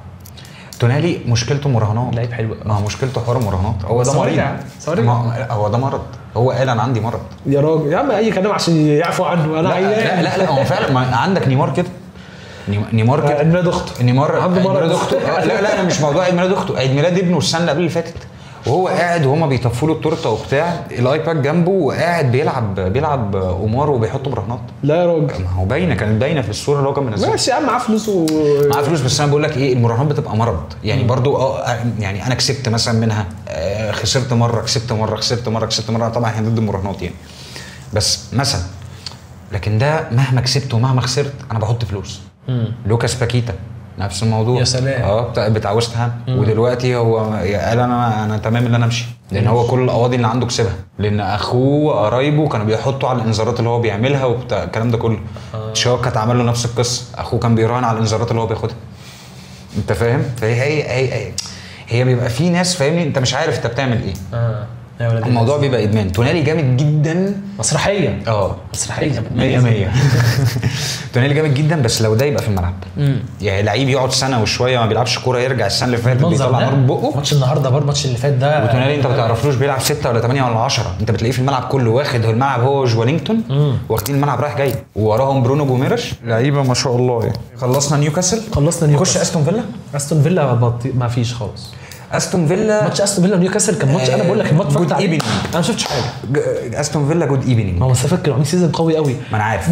بس هيرجعوا هيقوموا. اول ماتش مش مقياس، بس ماتش استون فيلا ونيوكاسل ماتش يعني فاهم. ياه ماتش رخي ما شفتش يعني ما عنديش حاجه اقولها. استون فيلا هتقوم لان كمان استون فيلا. انا بس قبل ما نكمل 7 ماتشات بتوع استون فيلا، قبل ما نكمل في استون فيلا بس هو احنا ما قلناش حاجه على ايزاك ليه؟ ايه اللي هيحصل؟ هيروح فين؟ لا ايزاك رايك ايه في هذا الموقف؟ القصه الغريبه دي كده هيمشي، لان جمهور نيوكاسل اصلا متعصب. والتصريح بتاع جوردن بعد الماتش لما قال لك ماتش ليفربول هيبقى مولع نار بسبب ايزاك والكلام ده كله. جمهور نيوكاسل شفت البوست اللي نزله امبارح؟ ونيوكاسل كذبته ونزل باين. شفت خناقه دوري مصري تعبانه قوي يعني. خناقه دوري مصري. انت عارف زي عدنان على قهوه فايق بقى نقعد نحل القصه دي. زي اللي هو بتاع بتروجيت عدنان وده ولا اسمه ايه اللي هو كان عايز يروح الاهلي والزمالك ده. في خناقه دايره عادي دلوقتي. انا مش عارف القصه دي. حمد ولا اسمه حمد ده ولا اسمه ايه ده. في خناقه في بتروجيت، وبرده الواد بيقول عايز اروح الاهلي عايز اروح الزمالك الكلام ده كله. ده مش هيشمها تاني في نيوكاسل. لازم مش هيشمها في نيوكاسل، انه مع ان نيوكاسل قال لك وهو مستنيه تدريب تو جوين هيز تيم ميتس. قال لك هنقعده اول ماتش يعني مش هيلعب اول ماتش، من تاني ماتش لان هو التزم في التدريبات، كان رجع التدريبات قبليها. هو بيقول لك بيروح التمرين ويمشي، لا بيتكلم مع حد ولا بيعمل حاجه مع حد. طبعا دي مش اخبار احنا جايبينها يعني، الاخبار دي موجوده يعني في الديلي ميل والكلام ده كله. يعني كان لسه في سكاي سبورتس برضو بيتكلموا عليها، اللي هو انت مش هينفع تكمل الفرقه دي كده. وكانوا بيقولوا ايه الحل طيب للعيب اللي هو دراع النادي ولسه فاضل له 3 سنين ولا سنتين. يعني ما هو لازم برضو زي ما انت بتدور على حق اللعيب، دور على حق الفرقه. هخصم له مره 2 3، طب قال لك انا هلعب وحش مش هلعب وهدي. بس مش حاسس ان الموضوع بقى داير كده بسماجه. داير اي لعيب مش عايز يلعب ما روحش التمرين وسببه علي في الاهلي. لا بص وفي حد كان هو الموضوع بيحصل من زمان بس احنا ما كناش مركزين معاه عشان السوشيال ميديا. يعني بيل تقدر تقول لي راح ريال مدريد ازاي؟ مش فاكر انه عمل كده مع توتنهام. ده ما راحش التمرينات وما حضرش اول ماتشين في الدوري. بيل نفس القصه. مش باقي في ريال مدريد بس يعني اللي هو مش فاكر نفس القصه. لا حصل كتير ماشي زي من زمان، بس مش حاسس انها زايده قوي كله بيعمل كده ترند كده. هو ترند بدا اسامه ابو علي ربنا يخليه ويفرح في كولومبوس. سجلوه امبارح اتقدم ولا اول امبارح اتقدم. النهارده لابس 9 شفت له تصريح وبيقول انا حاسس ان انا في بيتي. طب خلاص يعني امريكا ومش امريكا. على فكره مش متضايق منه والله وسامي عادي يعني. مش حاسس انت حاسس حاجه طبيعيه وانت كنت مستنيها. انا كنت متعشم ان هو يا عم كنت متعشم خلوا فلوس. خلينا في الدوري الاوروبي وحاجه نظيفه كره نظيفه يعني. استون فيلا كلمنا تشيلسي. انا متفائل بتشيلسي السنه دي. الماتش الاولاني خلص كام؟ 0-0 جو بيدرو وبالمر كل واحد جايب لي نقطتين يعني. لا وبالمر ما كان وحش قوي بالمر قوي. لا ما هو ثانيه بالمر من ساعه ما طلع. لا ما هو بالمر من ساعه ما طلع هل مديك طول الموسم؟ لا ولا بيديك ماتش يجيب لك فيه جونين وهاتريك؟ لا بس هي في فتره كده اسيستين وهاتريك. لا بس هو السنه اللي فاتت في فتره كده كان شاطح فيها، كان في فتره شاطح فيها، فتره طويله مش ماتشين بس. لا لكن لما انت تيجي تقيسه على 50 ماتش لا مفيش، هتلاقي مثلا ايه كل 5-6 ماتشات بيقع على ماتش.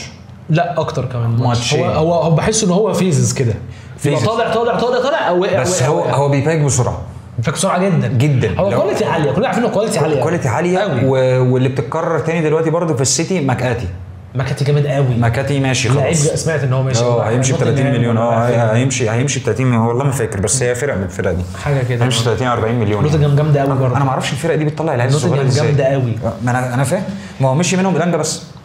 لا فريق جامد بس قوي. ربنا يكون في عون الحاج نونو سانتو، مختار الدوري الانجليزي، رئيس النادي ده مجنون.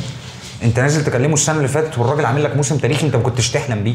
انت فاهم، هو حلو اللي هو في التانل بيستني اللعيبه بعد ما بيكسبوا وبتاع والكلام ده كله، ياخدهم بالحضن وبوسوا الاحضان، لكن انت تنزل قدام الجماهير دي كلها واكتر دوري بيتشاف في العالم تهزق مدير فني وهو كسبان؟ احنا هنهزر؟ وبعدين ده الحاج مختار يعني انت احنا قلنا تشيلسي. تشيلسي، بص انا متفائل بتشيلسي، وقلت ان هم مكسب الكاس العالم للانديه ده دفعه معنويه قويه قوي. دفعه معنويه قويه. انا بكسب. خد بالك تشيلسي برضو عندها قصه غريبه كده، ان هي تبقى وحشه ومش موجوده فقط، زي الشامبيونز ليج بتاع تشيلسي تعشق الاندر دوج. اندر دوج. انا كده هبقى يعني كده اول ما حد يقول تشيلسي مش مرشحه للبطوله انا ببقى عارف تشيلسي واصله. يعني لا انا السنه دي متفائل بتشيلسي، صفقات كويسه، وما اعرفش هنخلص صفقات على ايه. فريق ما اعرفش، حاسس ان هو فريق ستيبل طالع في فاضل لهم تكه. لا مش هيكسب طبعا، فاضل لهم تكه يعني انا ديلاب ولا حتى بدون روما يعني مش هيكسب. لا والله يكسبوا يعني. ديلاب انا جبت بصراحه، وديلاب قدام انا مش شايف ان جواو بيدرو ده المهاجم اللي يكسبك الدوري. جواو بيدرو ما انا بقول لك نفس ستايل كونيا، اللي هو انا مش هينفع العب فيرود لوحدي يعني مع ديلاب. ماشي، لو شايف الاثنين يلعبوا مع بعض. انا شايف الاثنين لو لعبوا مع بعض، بس المشكله اللي انا مش هيبقى عندي نيكولاس جاكسون متشعلق فيه، اللي انا لو خسران او متعادل ينزل يحط لي جول، لان ده هيشلني. المفروض ان هو ماشي، هو لحد دلوقتي قاعد، ونيوكاسل قال ايه ده هيتعوض بدل ايزاك، ما هو احتمال يروح نيوكاسل. طبعا ده داون جريد، الحمد لله ما فيش مشجعين نيوكاسل هنا في مصر.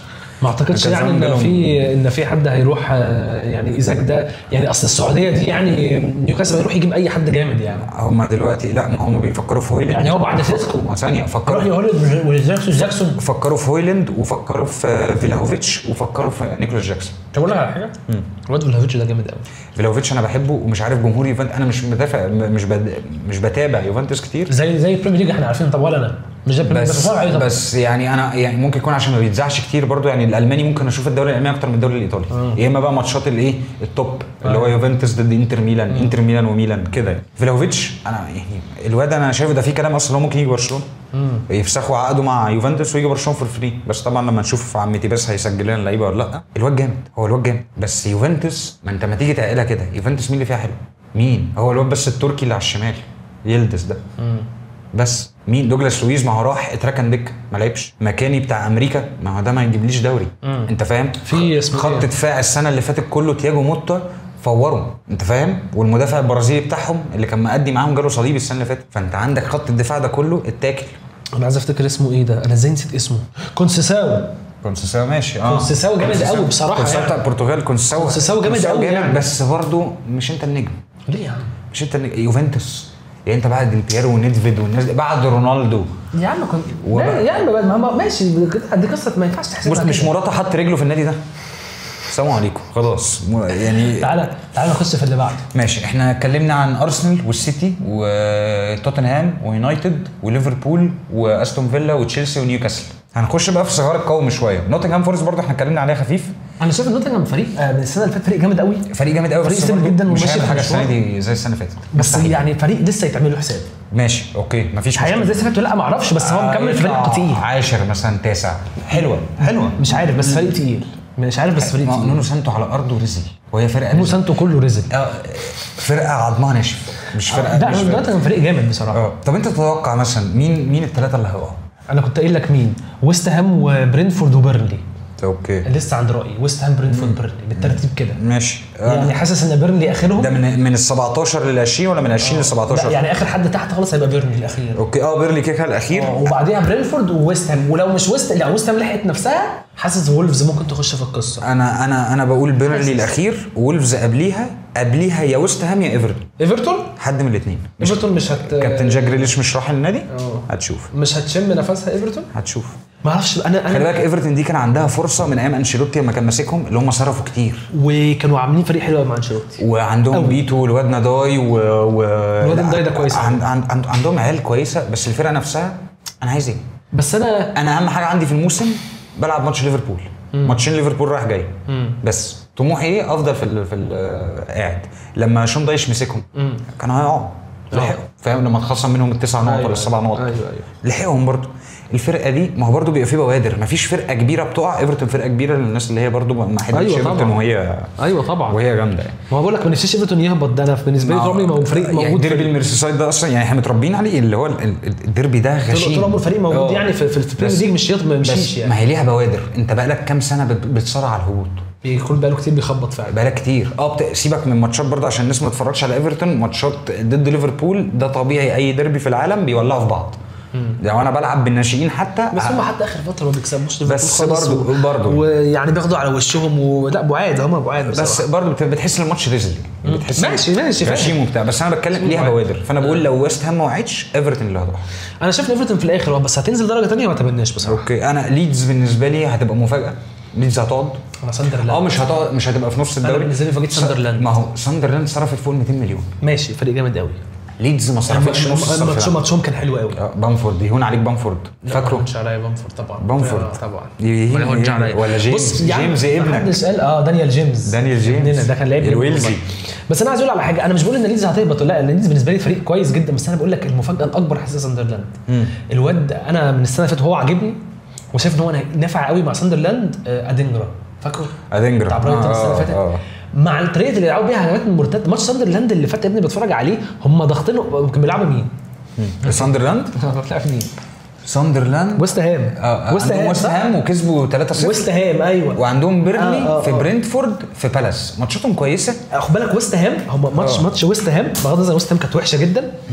ويست هام يمكن الواد بوين عمل الكره في اول الماتش بس ساندرلاند ماسكاهم من نص ملعبهم وبعدين هجمات مرتده مرعبين اقطع الكوره وادينا في الهجمات المرتده. ساندرلاند كمان فريق عريق. الواد مارك جوي ما لعبش. انت فاهم ساندرلاند ده اللحية المحمدي اول ما راح هو اللي خده قبل هال سيتي والكلام ده كله. ايوه ساندرلاند فرقه تقيله بس هل هتقعد السنه دي والسنه الجايه ولا السنه دي وهتقعد اللي بعديها زي ما ليدز يعني ليدز دايما تطلع اقعد السنه اللي بعديها انا ما اعرفش السنه الجايه هيبقى ايه النظام. بس اقول لك السنه دي ساندرلاند فريق كويس قوي حتى جابوا الواد اللي هو نص ملعب الافريقي ده مش فاكره بس يعني مش فاكر اسمه بس ايوه مش فاكر الصفقه الجديده اللي جابوا 30 مليون دي.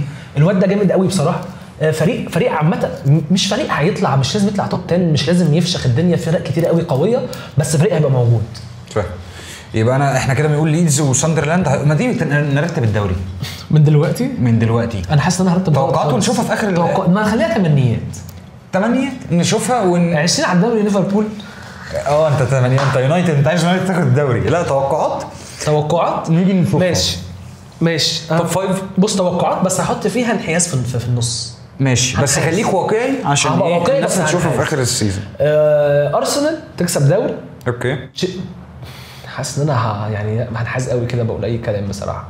ما هو لازم ليفربول تاني سيتي ثالث ويونايتد رابع وتشيلسي خامس. اوكي لا انا عكسك.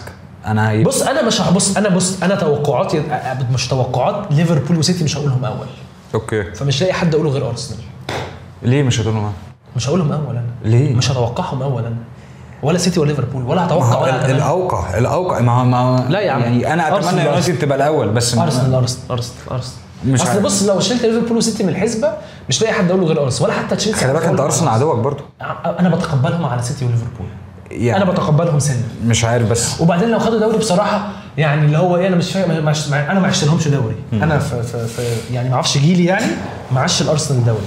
اوكي هو امتى اخر ليه 2004 انا ما اتفرجش على دوري 2004 ما لحقتوش كان 7 سنين. اوكي ما اتفرجتش على دوري 2004 ده بس اتفرجت على فاينل 2005 بتاع الشامبيونز ليج. اتفرجت على فاينل ايوه بس انا ما كنتش مشجع. ايوه 2005 ميلان وليفربول 2005 اتفرجت عليه بس انا سيبك من يعني انا 2004 مش عارف اتفرج على الدوري. بس على فكره احنا في المدرسه كنا بنتكلم عليه. تيجي نتوقع الماتشات نتائج الماتشات اللي جايه مش نتائج نقول نتائج. يلا بينا. ماشي طيب لو ترتيب دوري سريع كده مش هنرتبه من الاول للاخر. تعال نرتب توب 4 واخر 3. توب 4. توب 4 انا هقول لك ارسنال ليفربول سيتي بقول لك ايه ارسنال. توب 5 بقى عشان 5 بيخشوا تشامبيونز ليج. ماشي 5 بيخشوا. ماشي ارسنال ليفربول يونايتد سيتي تشيلسي. سيتي رابع. ارسنال ليفربول يونايتد سيتي رابع. سيتي رابع؟ لا انا سيتي تشيلسي خامس. سيتي الاول، تشيلسي الثاني، تشيلسي الثاني، ليفربول ثالث، ارسنال رابع، يونايتد سادس او سابع. مش خامس؟ مش خامس. مين خامس؟ الخامس ممكن توتنهام تخش. حاسس توتنهام هتعمل حاجه. مش هيكمل النفس. انا عارف اصل هو النفس طويل. خلي بالك انت ممكن الثلاثه اللي فوق يكونوا شاطحين في الجدول، ومن اول الرابع فيما تحت المسابقه هتبقى زي السنه اللي فاتت. انت الاول والثاني فين؟ بعاد. الثالث والرابع والخامس والسادس والسابع والثامن الفرق 5-6 نقط. بينافسوا كلهم ب5-6 نقط. فهي النفس توتنهام دعمت وقدوس. انا متوقع لقدوس طبعا برضو مش هيجيب لي 20 جون و20 اسيست والكلام ده كله، بس قدوس بيلعب كوره حلوه. كلوزوفسكي عندي على الدكه، عندي الواد الوينج الشمال الاسمراني اللي هم جابوه، عندي سبينس ده الواد ده يعني هو بيلعب ليفت وينج باك. هو بيلعب ليفت وينج باك. انا ما بقتنعش اللي هو ليفت باك. ومين الثلاثه اللي تحت زي احنا قلناهم؟ بيرنلي الاخير، وولفز فوقيه. انا وانت مقتنعين ان بيرنلي اخر حد. ويست هام وايفرتون. انا عندي ويست هام وايفرتون هينافسوا على 16 و17. يعني فاهمني؟ موافق شويه. طيب كلام فانتسي ولا عايز تقول كلام فانتسي؟ فرقه بقول لك ايه، كلام فانتسي. انا هحط لكم فريق هنا عشان ما حدش عايز يلحق الفوزينينيو، خصوصا جاي يلحق الفوزينينيو. كيلر، فريمبونج، وامبا، ياساكا، رودون، فان ديفين، صلاح، مويمبو، بالمر، سار، جواو بيدرو، وهالاند كابتن. ماشي. غفلتكم كلكم جبتها. انا طبعا لما عملت حلقه الفانتسي قلت لهم مش هجيب هالاند وجبته. صح. ضحكت عليه. بس خلي بالك هالاند لا يعني انا فعلا ما كنتش مرتب. كيلر انا كنت فاكر ان دارلو هيلعب زي ما انت قلت لي. دارلو مع انه في بري سيزون لعب، والسنه اللي فاتت هو اللي كان اساسي.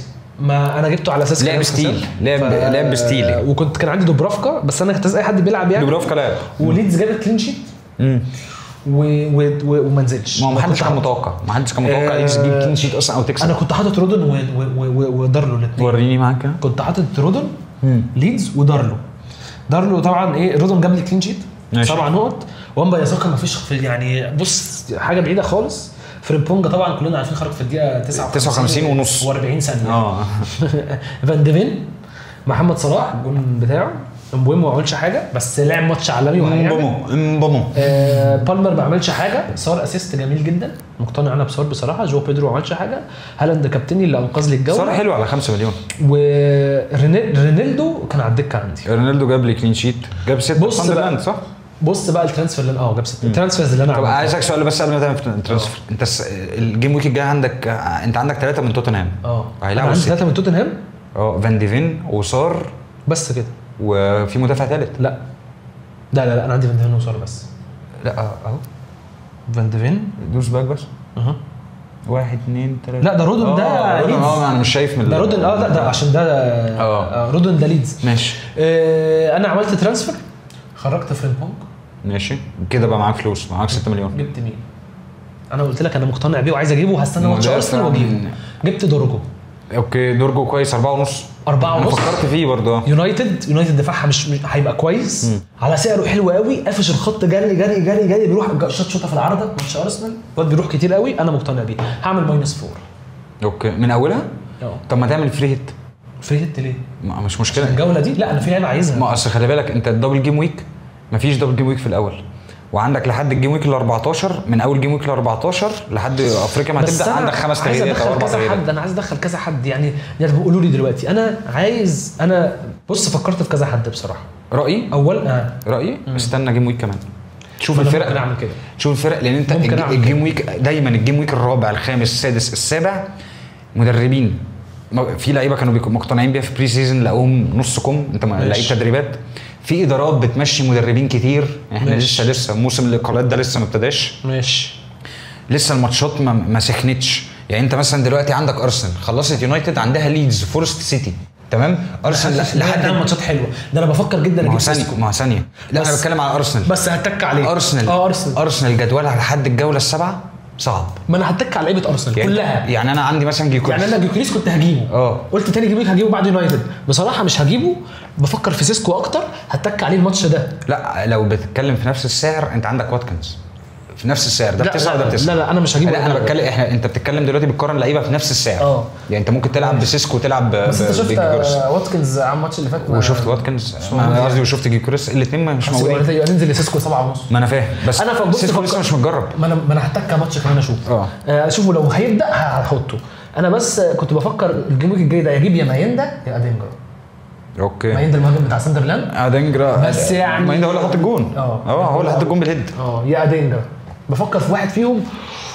ما هو بس خايف ان مارجو عادي يبتدي يخش في التشكيله، لان خد بالك مايندا جاب جون وكانوا حلوين قوي، بس هو ما كانش مبهر يعني. ما يعني عادي جدا. عندك ويست هام، ساندرلاند عندك ويست هام كسب 3-0، بعد كده بيرنلي ماتش سهل او مش سهل، ده ماتش تشامبيون شيب يعني فاهم. بس بيرنلي تعبان. برينتفورد ثم بالاس، ماتشاتهم بقول لك ايه، ماتشاتهم وذن هاند مفيش مشكله، بس ماتشاتهم كلها تعبانه الا بالاس. ماشي اوكي. انا بس عشان لو جبت كريستال بالاس فريق تقيل قوي، فريق منظم جدا، فريق رخم جدا، فريق ما حدش هيلعب عليه كوره. ولو ماشيه ايزي وجاي جوي ولا جاي ده بتاع المدافع، لو مشى الاثنين لا يعني هتاثر معاهم كتير، بس هم منظومه قويه. حتى لو مشى الاثنين هيضعف. روح روي هودسون هتبقى في الملعب، انت لو مشى الاثنين دول الملعب هيفضل.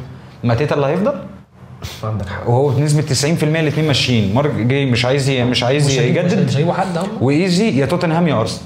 هنشوف. فانت كده خلاص، ومهما جابوا هيجيبوا هيصرفوا مين؟ ما بيصرفوش. مش لازم يصرف، هو جاي ده صرف فيه ولا ايزي صرف فيه عشان يجيبه؟ لا ما هو جابهم هم قد ايه؟ طيب ماشي، ممكن يجيب حد زيه قدام بقى، او عقبال ما يكبر ويبقى جامد. بص هي كمان كمنظومه قويه، كفريق قوي هيضعف من غير اللعيبه دي، بس مش. طب انت رايك ايه في فولهام؟ ما اتفرجتش على الماتش بتاعهم بصراحه. انا فولهام اتفرجت على الملخص بتاعهم. فولهام انا عمري ما فهمت الفرقه دي من ايام ما كان. انا ماتش برايتون فول ده ما اتفرجتش عليه من ايام ما كان الفايد ماسكهم. الفرقه دي انا عمري ما فهمتها. يعني ما فهمتها. انتوا فرقه، انا رحت الملعب بتاعها يعني على النهر هناك. فاهمني، الكره لو طوحت بتقع في الميه. الملعب بتاعهم حلو روعه، مش كبير، الجمهور بتاعهم جمهور راقي، مش جمهور زي بتوع نيوكاسل وبتاع اللي هو والكلام ده كله، جمهور كويس وكل حاجه. بس الفرقه انت مش فاهم انت ايه المين بيربس، يعني ايه التارجت.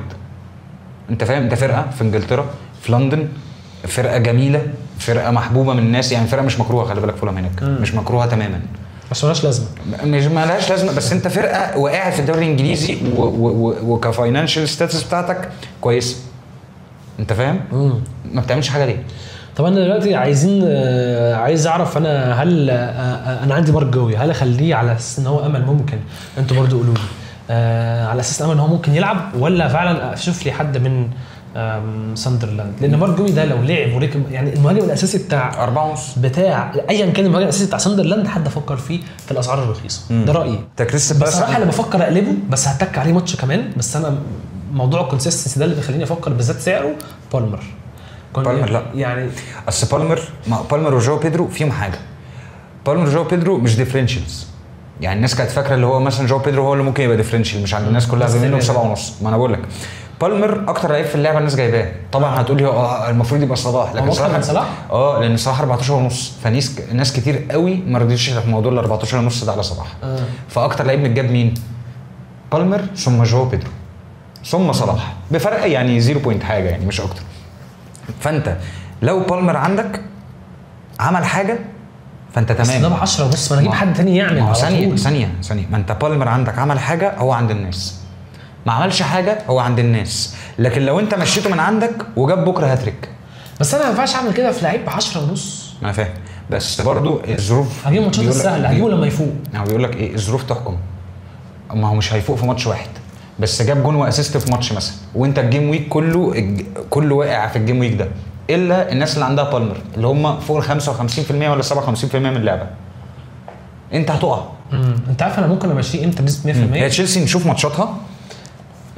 عندهم ويست هام الجاي، عشان كده انا هتك كسبت اتعادلت مع بالاس، ويست هام، فولهام، برينتفورد، 3 ماتشات. خد بالك انا هتك لسببين.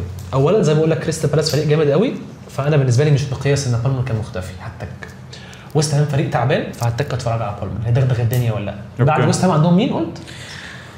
ويست هام تشيلسي عندها بالاس اتعادلت 0-0. ويست هام، فولهام، برينتفورد. ماتشات سهله بصراحه، ماتشات سهله ما يمشيش. هستنى بصراحه بس عارف ما يمشيش. ايه اللي عارف لو ايه بقى لو ايزاك راح ليفربول. ايزاك لو لا برضه مش مضمون اللي هو يلعب اساسي اول كام ماتش. ماشي ايزاك لو ركب يعني ايزاك اللقطه اللي هشوفه فيها في الملعب بيلعب في ليفربول بادي الماتش كده. طب انت رايك ايه؟ انت رايك ايه ايكيتيكي وايزاك؟ ايزاك يفصل 10 من مش موضوع كده. انا كاداره نادي راح ادفع 95 مليون بلس الادونز لفرقه هي كان في فرانكفورت صح؟ في فرانكفورت ورايح اجيب واحد ب 130 ولا 150 مليون في نفس المركز. يعني الدكه بتاعتي هتبقى فيه 95 مليون قاعدين دكه. هو ايكيتيكي مش لازم يلعب سترايكر صريح يعني. هو مش وينجر. مش لازم يلعب سترايكر. ما هو مش يلعب وينجر. مش عارف. سكند سترايكر. ما انا عندي فيرتس وعندي تشوبوزلاي. ما هي دي مشكله اصلا انا جاي لك فيها لان انا بقول لك جرافنبرش. طب وهو رايح ايه؟ وهو بيتخانق على ايزاك ليه؟ هو اكيد عامل حسابه على خد بالك هتلاقي ايكيتيكي ده بيلعب. لا هو عمل قصه ايكيتيكي ان نيوكاسل تجري تروح تجيبه عشان عارف ان ايزاك كده كده ماشي. هي القصه كلها كانت بتتمحور في ايه؟ يعني هو كان بيعمل ايكيتيكي ده مقلب ليهم وجابه ولبس فيه. ما هو جابه لما ايزاك نيوكاسل قالت لك انا مش هبيعه. جابه قال لك يلحق نفسه يعني. راح ايزاك عمل ايه؟ غاب عن التدريبات وغاب عن القصه دي كلها ونزل بيان والكلام ده كله. دلوقتي طب انا عندي واحد زي ايزاك ما لو ما جبتوش السنه دي 1000 من هيجيبوا السنه الجايه بعد ما يكون قاعد سنه ما بيلعبش كوره. لو قعد سنه ما بيلعبش كوره يبقى تونالي اهو ما عندك وتونالي ده موقوف. فاهم يعني ده ممكن اصلا في شهر 12 الجاي ولا شهر 1 قصدي الجاي يتباع لفرقه. لكن تونالي ده كان موقوف بعد سنه رجع بيطلع نار من بقه. انت فاهم يعني جوالينجتون الناس طالعه بيه السما ده جوالينجتون هو صفر هو ورك ريت بس لولا اللي هو بيلعب جنب تونالي وبرونو جوماريش خلاص مش موجود خلاص. فاهم فواحد زي تونالي ده بحسه مفيد. مين جوالينجتون؟ على في طريقه لعب نيوكاسل في النص. على طريقه لعب نيوكاسل لو حطيته في يونايتد ارسنال ليفربول سيتي ممكن في ليفربول مش عارف. لا ليفربول ما بقتش برضو المكان بتاع يورجن كلوب. ماشي. هو بقى دلوقتي رايح لحته الكوره اكتر اللي انا عايز لعيبه كوير. عندي فيرتس تشوبوزلاي ماك اليستر لما بيلعب بيهم ولما لعب في كريستال بالاس الماتش كان متاخد منه. الماتش اتاخد منه اصلا مش كان متاخد هو الماتش اتاخد منه. انا مين اللي عندي بيجري ورا الكوره؟ مين اللي عندي جرافنبرخ كان في الملعب؟ لا طيب لكن انا دلوقتي عشان العب جرافنبرخ يقعد ماك اليستر اللي هو بطل كاس عالم وكان شايل نص ملعب الارجنتين يا اما هقعد شوبوزلاي اللي كان مأدي معاه السنه اللي فاتت يا اما فيرتس اللي انا لسه جايبه ب 100 وحاجه مليون. اقرب واحد يقعد مين؟ شوبوزلاي. بس شوبوزلاي لو قعد الواد هو بيعمل اللي هو عايزه مطلوب منه بصراحه. فهو دي هتجيب لي بقى ايزاك وهتجيب لي ايكيتيكي وعندك جاكبو عامل بري سيزون بيطلع نار من بقه وعمل ماتش كويس الماتش اللي فات. طب هتتعمل ازاي؟ انا عايز سكواد دبث وعندك صلاح هيغيب عندك من 6 ل 7 ماتشات. من 5 ل 7 ماتشات سوري من 5 ل 7 ماتشات بسبب دوره الالعاب الافريقيه. طيب انا دلوقتي فريقي موجود دلوقتي على الشاشه اهو بعد ما جبت دورجو. عايز اعرف انا هلعب بمين وهكابتن مين وهسوي ايه. عايز اسمع الكلام ده. ماشي نشوف. بص وقول لي. نبص عليها. التغيير المفروض قدام انستون فيلا هو اللي هيقف. انت كده كما هتعمل تغييره واحده صح؟ جبت دورجو. انت خلاص جبت الدورجو. ممكن اعمل نيجاتيف دورجو ورينالدو وفان بيساكا قدام تشيلسي مستحيل هيطلع كلين شيت. ما انت شايفني على الدكه فان ديفين على السيتي. نعم. ومارك جوي مش هيلعب عشان كده عايز اعمل انا فاهم. فان بيساكا ممكن يعمل مساهمات الدفاعيه. انت طبعا في النقطتين. ولا هيعمل حاجه. صلاح نيوكاسل مش عارف ما كابتنوش على ارض نيوكاسل. لا مش هكابتن لان حتى السنه اللي فاتت كان في بص انا حاطط مين كابتن ما تقولش. اوكي بقول لك ايه هيدغدغ نجم السيزون. ماشي. عندك امبويمو وبالمر وصار. اوكي امبويمو قدام فولهام انا متوقع ان يونايتد تكسب الماتش ده وتكسب الماتش ده 3-0 او 3-1. ليه واحد يا عم خليها 0. انا بقول لك لا ما هو برضه نبقى واقعيين برضه. انا عندي لوك شو ورا ده عمل ماتش حلو قوي اللي فات يا عم. انا بقنعش بيه كلاعب. عمل ماتش حلو. لوك شو انا ما شفتش كلاعب. انت عشان تقتنع ان ده برضه لعيب عقليته اما كان بيطلع في التصريح ويقول لك انا جسمي كده وزي جسم واين روني والكلام ده كله اللي هو بقى البلك ده خس دلوقتي. وشوف جسمه بقى عامل ازاي. ماشي. طب انت من الاول انت مستواك فين؟ فاهم؟ انت شو ده تفتكر له ايه غير الجون اللي في فاينل اليورو اللي ضد ايطاليا؟ تفتكر له حاجه في حياته وغير كسر الرجل بتاعه؟ ما تفتكروش حاجه كلها سقطات. يعني هو اللي دورجو اللي يلعب باك شمال بس هو ما بيلعبش باك شمال بيلعب مدافع. هو بيلعب مدافع. هو ليساندرو مارتينيز ما ليساندرو مارتينيز قد كده. هو عمال بيتصاب يا عم برضه. ما انا عارف بس هو اللي يلعب. فاهم؟ بقالنا كتير بس ما بقالنا كتير سايبين النادي الاهلي هنا. صار انا شايف اللي هو ديفرنشال يعني 5 مليون على صار مع انه قلت لك رايندرز انت قلت لي وجاب ريندرز وعندي فرقتي عمل ماتش عالمي. بس خلي بالك الناس كلها هتجري تجيبه وهيعلى سعره لما الناس تجري تجيبه. وهو الواد مش كل ماتش هيعلى، الواد جامد بس هو انت عارف انا فكرت فين بجديه اجيبه مكان صار يا مكان رمزي عشان رمزي ما بيلعبش، ما لعبش الماتش اللي فات. الواد بوب بوب بتاع سيتي الوينج. ما هو ماتش حلو قوي، الاقرع ابن لذينه تعبنا بس خلي بالك مش عارف اعمل ايه. عنده بيلعب مكانه مين؟ فودن وبرناردو سيلفا وسافينيو وعندك مرموش. بس سافينيو سمعت انه ماشي. ما سافينيو كده ماشي بس توتنهام مقدمه. بيقول لك سافينيو لو مشي هيجيبه استنى نكملهم بس. برناردو سيلفا، فودن، سافينيو، مرموش، دوكو.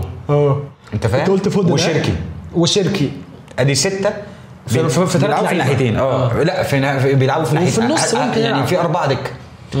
فانا كوينجات من السيتي ما اروحش اجيب الا بقى بعد 5-6 ماتش لما اشوف واحد بيطلع نار من بقه. كل ماتش. لكن الناس اللي رايحه تجيب شركي جاب جول الماتش اللي فات. لا بس شركي نزل على الدكه وبتاع ومش هيكمل يعني. مش شركي اللي عمل انا اجري على بوب ماشي صراحه جامد قوي. هل ضامن اللي هو هيلعب؟ لا انا عشان ما جبتوش، عشان مستني ماتش كمان. بس لو يعني بص حاسس ريسكايه اخدها بصراحه. انا عايز اعرف اعمل ايه. ماشي النقطه اللي جايه. انا عن نفسي انا ممكن كابتن هالاند قدام توتنهام عادي. اشوف الماتش ده هيبقى حلو. الماتش ده مش هيبقى وحش. الماتش ده هيبقى حلو جدا ومش مقفل. طيب قول لنا بقى لان توتنهام نازله بطموح والسيتي عايزه ترجع هيبتها. الماتش ده يبقى فارق في الموسم بتاع السيتي. راي كابتن محمد ريكاسيتشي هنشوف. طيب ماشي ادينا كلام نهائي على الفانتازي كده، تقفيل كلام نصايح اخرنا ايه؟ بص ارسنال ابعد عن اللعيبه بتاعتها، دفاعها قوي كل حاجه. لا كل لعيبتها ارسنال ابعد عن اللعيبه بتاعتها، مش كل لعيبتها طبعا يعني. في لعيب مثلا زي ساكا ده هيجيب لي نقط. لا انا ما بقتنعش بيه بس برضه يعني ما اروحش اجيب اوديجارد ولا واحد فيهم. اوديجارد انا ممكن اجيب الفيجن بتاعته حلوه في الماتش. ما انا بقول لك اوديجارد الفيجن بتاعته حلوه في الماتش وبيدي لي كي باسز كتير وكل حاجه، بس مش هيفنس.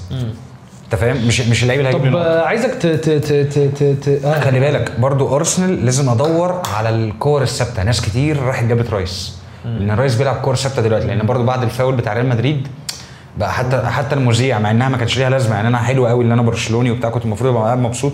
قال لك هل سيكررها؟ هو ما كررهاش اصلا بعد ريال مدريد. وهو ما جابش فاولات اصلا من قبل ريال مدريد. طيب دي بعد لعيبه ارسنال حاجه كمان. ماشي عندك لعيبه ارسنال اجيب منها دفاع وجون. ماشي ما فيش غير كده. السيتي هو هالاند يا ريندرز ايت نوري. ثانيه واحده هجيب مساهمات، لكن مساهمات دفاعيه او كلين شيت ابعد عن السيتي. تمام. لان انا اصلا مش عارف مين الباك يمين. ماشي فاهم. طيب عندنا يونايتد لسه لازم نحكم عليها. انا من رايي ما حدش يجيب حد من يونايتد دلوقتي غير لما نشوف يونايتد. بس ياخد الكلام ده انا مش رايي في اي حاجه غير في يونايتد. هات المهمه ما هو عنده ماتشين سهلين. واول سيسكو ما يركب هات سيسكو. لا سيسكو مش بس هات المهمه. هات المهمه وكابتن المهمه. يونايتد عندها ماتشين سهلين، فولهام وبيرلي ثم السيتي. يا عم انا وانت اهو يا عم، ومويمبو هيدوس على وش الكوكب. اوكي ماشي. عندك دلوقتي ليفربول، ولو ديفيد دخيا جه هاته. ماشي. ليفربول كده فخر العرب محمد صلاح. كده ده اول واحد. فيرتس انا مش مقتنع ان انا اجيب فيرتس. سيبك من فيرتس. لان فيرتس الناس بتتكلم عليه. ايكيتيكي لسه استنى 2 جيم ويكس. انا جابكو 7.5 جاكبو اروح اجيبه وانا معاك. جاكبو اروح اجيبه. كيركيز اللي هو باك ليفت. لا 6 مليون. كيركيتش 6 مليون كتير قوي. فريمبونج كتير قوي. فان دايك ممكن اجيب عشان الكوره الثابته اللي هم بيلعبوها، بس برضو لو انا معايا فائض فلوس. ماشي انت فاهم. الفريق اللي بعده بسرعه. ماشي احنا كده خلصنا ارسنال سيتي. فاضل توتنهام قدوس. توتنهام قدوس يتجاب. ريتشاردسون ما يتجابش. ساري يتجاب على هو 5 مليون وبيلعب دلوقتي في مركز ال10 وما بينه وما بين ال8. طب وسبنس سبنس ليفت وينج باك. بيدرو بورو برضه هجيبه ولا واحد فيهم. هجيبه زي ايت نوري مساهمات هجوميه. طب وسبنس كلين شيت؟ لا برضه نفس الشيء. سبنس رخيص وبيخش جوه 18 كتير. لا مش فاكر الصراحه، بس سبنس بكتبها لهم على الشاشه.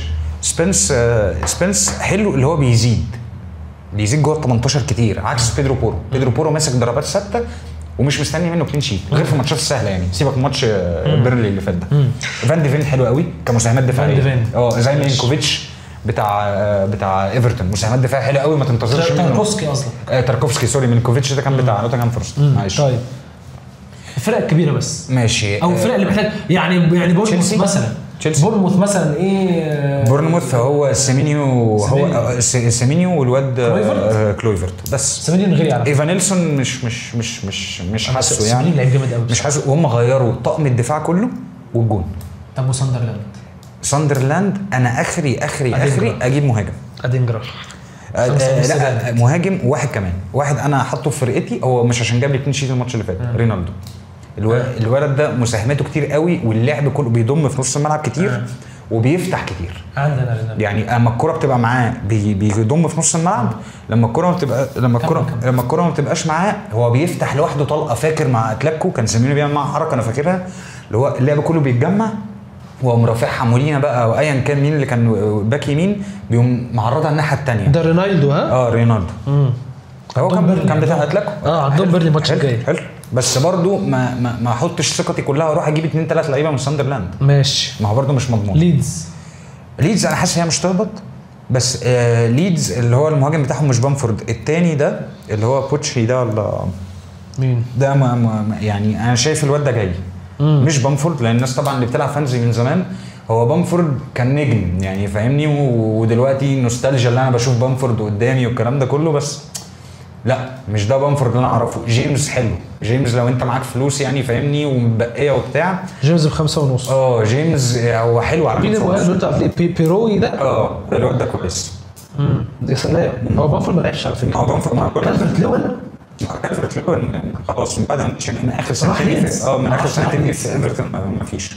هو مهاجم ستايله وكل حاجه، بس راح ليدز. عشان راح ليدز انا بقول لك ايفرتون كده كمان وقع، فمش الليدز خلاص. لا ده مش هو اللي هيركب طول عمره تعبان. طيب عندنا استون فيلا اول 7 ماتشات انا لازم اجري عليهم، لازم اروح اجيب واتكنز، اجيب بقى اي حد من قدام. استون فيلا ماتشاتها ال7 سهله، يعني احنا دلوقتي كاتبين اول 4 ماتشات: نيوكاسل، برينتفورد، كريستال بالاس، ايفرتون. ايفرتون سهله يعني كماتشات، انا اقدر. مستر جود ايفنينج هو ممكن يعمل الموضوع ده عادي. انت قلت عندهم مين؟ ليفربول بتقول؟ نيوكاسل، برينتفورد، كريستال بالاس، ايفرتون. ماشي، ده اول 4 ماتشات، مع ان لحد 7 ماتش كريستال بالاس يا جماعه يعني الناس اللي بتقارن ما بين جيوكيرس وواتكنز، لا روح لواتكنز اول 7 ماتشات مضمون ومتجرب في الدوري الانجليزي وبيلعب اساسي. بس واتكنز لمده اول 5-6 ماتشات 7 ماتشات حلو، هيجيب معانا كتير. موافق. عندنا نيوكاسل انا لحد دلوقتي ما جبتش منها حد، يعني انا مش حاسس ان هو ممكن حد يجيب لنا حاجه. مش مفهوم الفرقه لسه وحشه. حتى جوردن اللي هو بعد الماتش بيتكلم مع المذيعه بيقول لها يعني احنا لسه ما جبناش الفورم، واتكلم عن ماتش ليفربول ولا كأن ماتش ليفربول ده فاينل تشامبيونز ليج بكره. انت فاهم يعني اللي هو انت المفروض انت بتلعب فرقه كبيره او فرقه بتعمل تاريخ وهي عندها تاريخ، وانت لعيب كبير واتعمل لك بانر السنه اللي فاتت في البتاع لما جددت وبتاع الكلام ده كله. هم المفروض ركز على فرقتك وقول انا هكسب وهعمل كذا كذا كذا كذا، لكن هو داخل بيتكلم هو كل اللي في دماغه ماتش ليفربول، فاهم؟ فنيوكاسل لحد دلوقتي انا ما اعرفش اجيب منها مين، يعني مش واثق في حد، مفيش لعيب نور معايا. موافق. فاهم يعني حتى السنه كنت بجيب ميرفي، بس ميرفي كان بينزل مع الدكه يحط جون يعمل اسيست، بس مش هجيبه في فرقتي دلوقتي هو ب7 ولا حاجه، ولا انا هجيب واحد منهم. عندنا مين تاني؟ عندنا رحمكم الله. قول لي كده ويست هام وتشيلسي كام؟ ويست هام وتشيلسي 3-1. تشيلسي تكسب 3-1 0 تكسب 3-0 ماشي. سيتي وتوتنهام 2-1 سيتي. انا موافق، انا معاك 2-1 سيتي. بورنموث وولفز تكسب 3-0 بورنموث. برينتفورد استون فيلا 3-1 استون فيلا. ساندرلاند وبيرنلي ساندرلاند 2-0 ساندرلاند. ارسنال وليدز 4-0 ارسنال. كريستال بالاس نوتنغهام 1-0 كريستال بالاس 1-1 رجعت في كلامي دي نوتنغهام 1-1. ايفرتون وبرايتون برايتون 2-1 وانا معاك برايتون 2-1. يونايتد وفولهام انت قلت 3-1 وممكن ارجع في كلامي اخليه 2-1 3-0 يونايتد 2-1 نيوكاسل وليفربول ممكن تكسب 2-1 ليفربول. قشطه. اشوفكم في حلقه جديده، في حكايه جديده او في قصه جديده مع الفوزينينيو. الكوره دايما هتفضل للجماهير. الله الوطن ابو تريكه. سلام.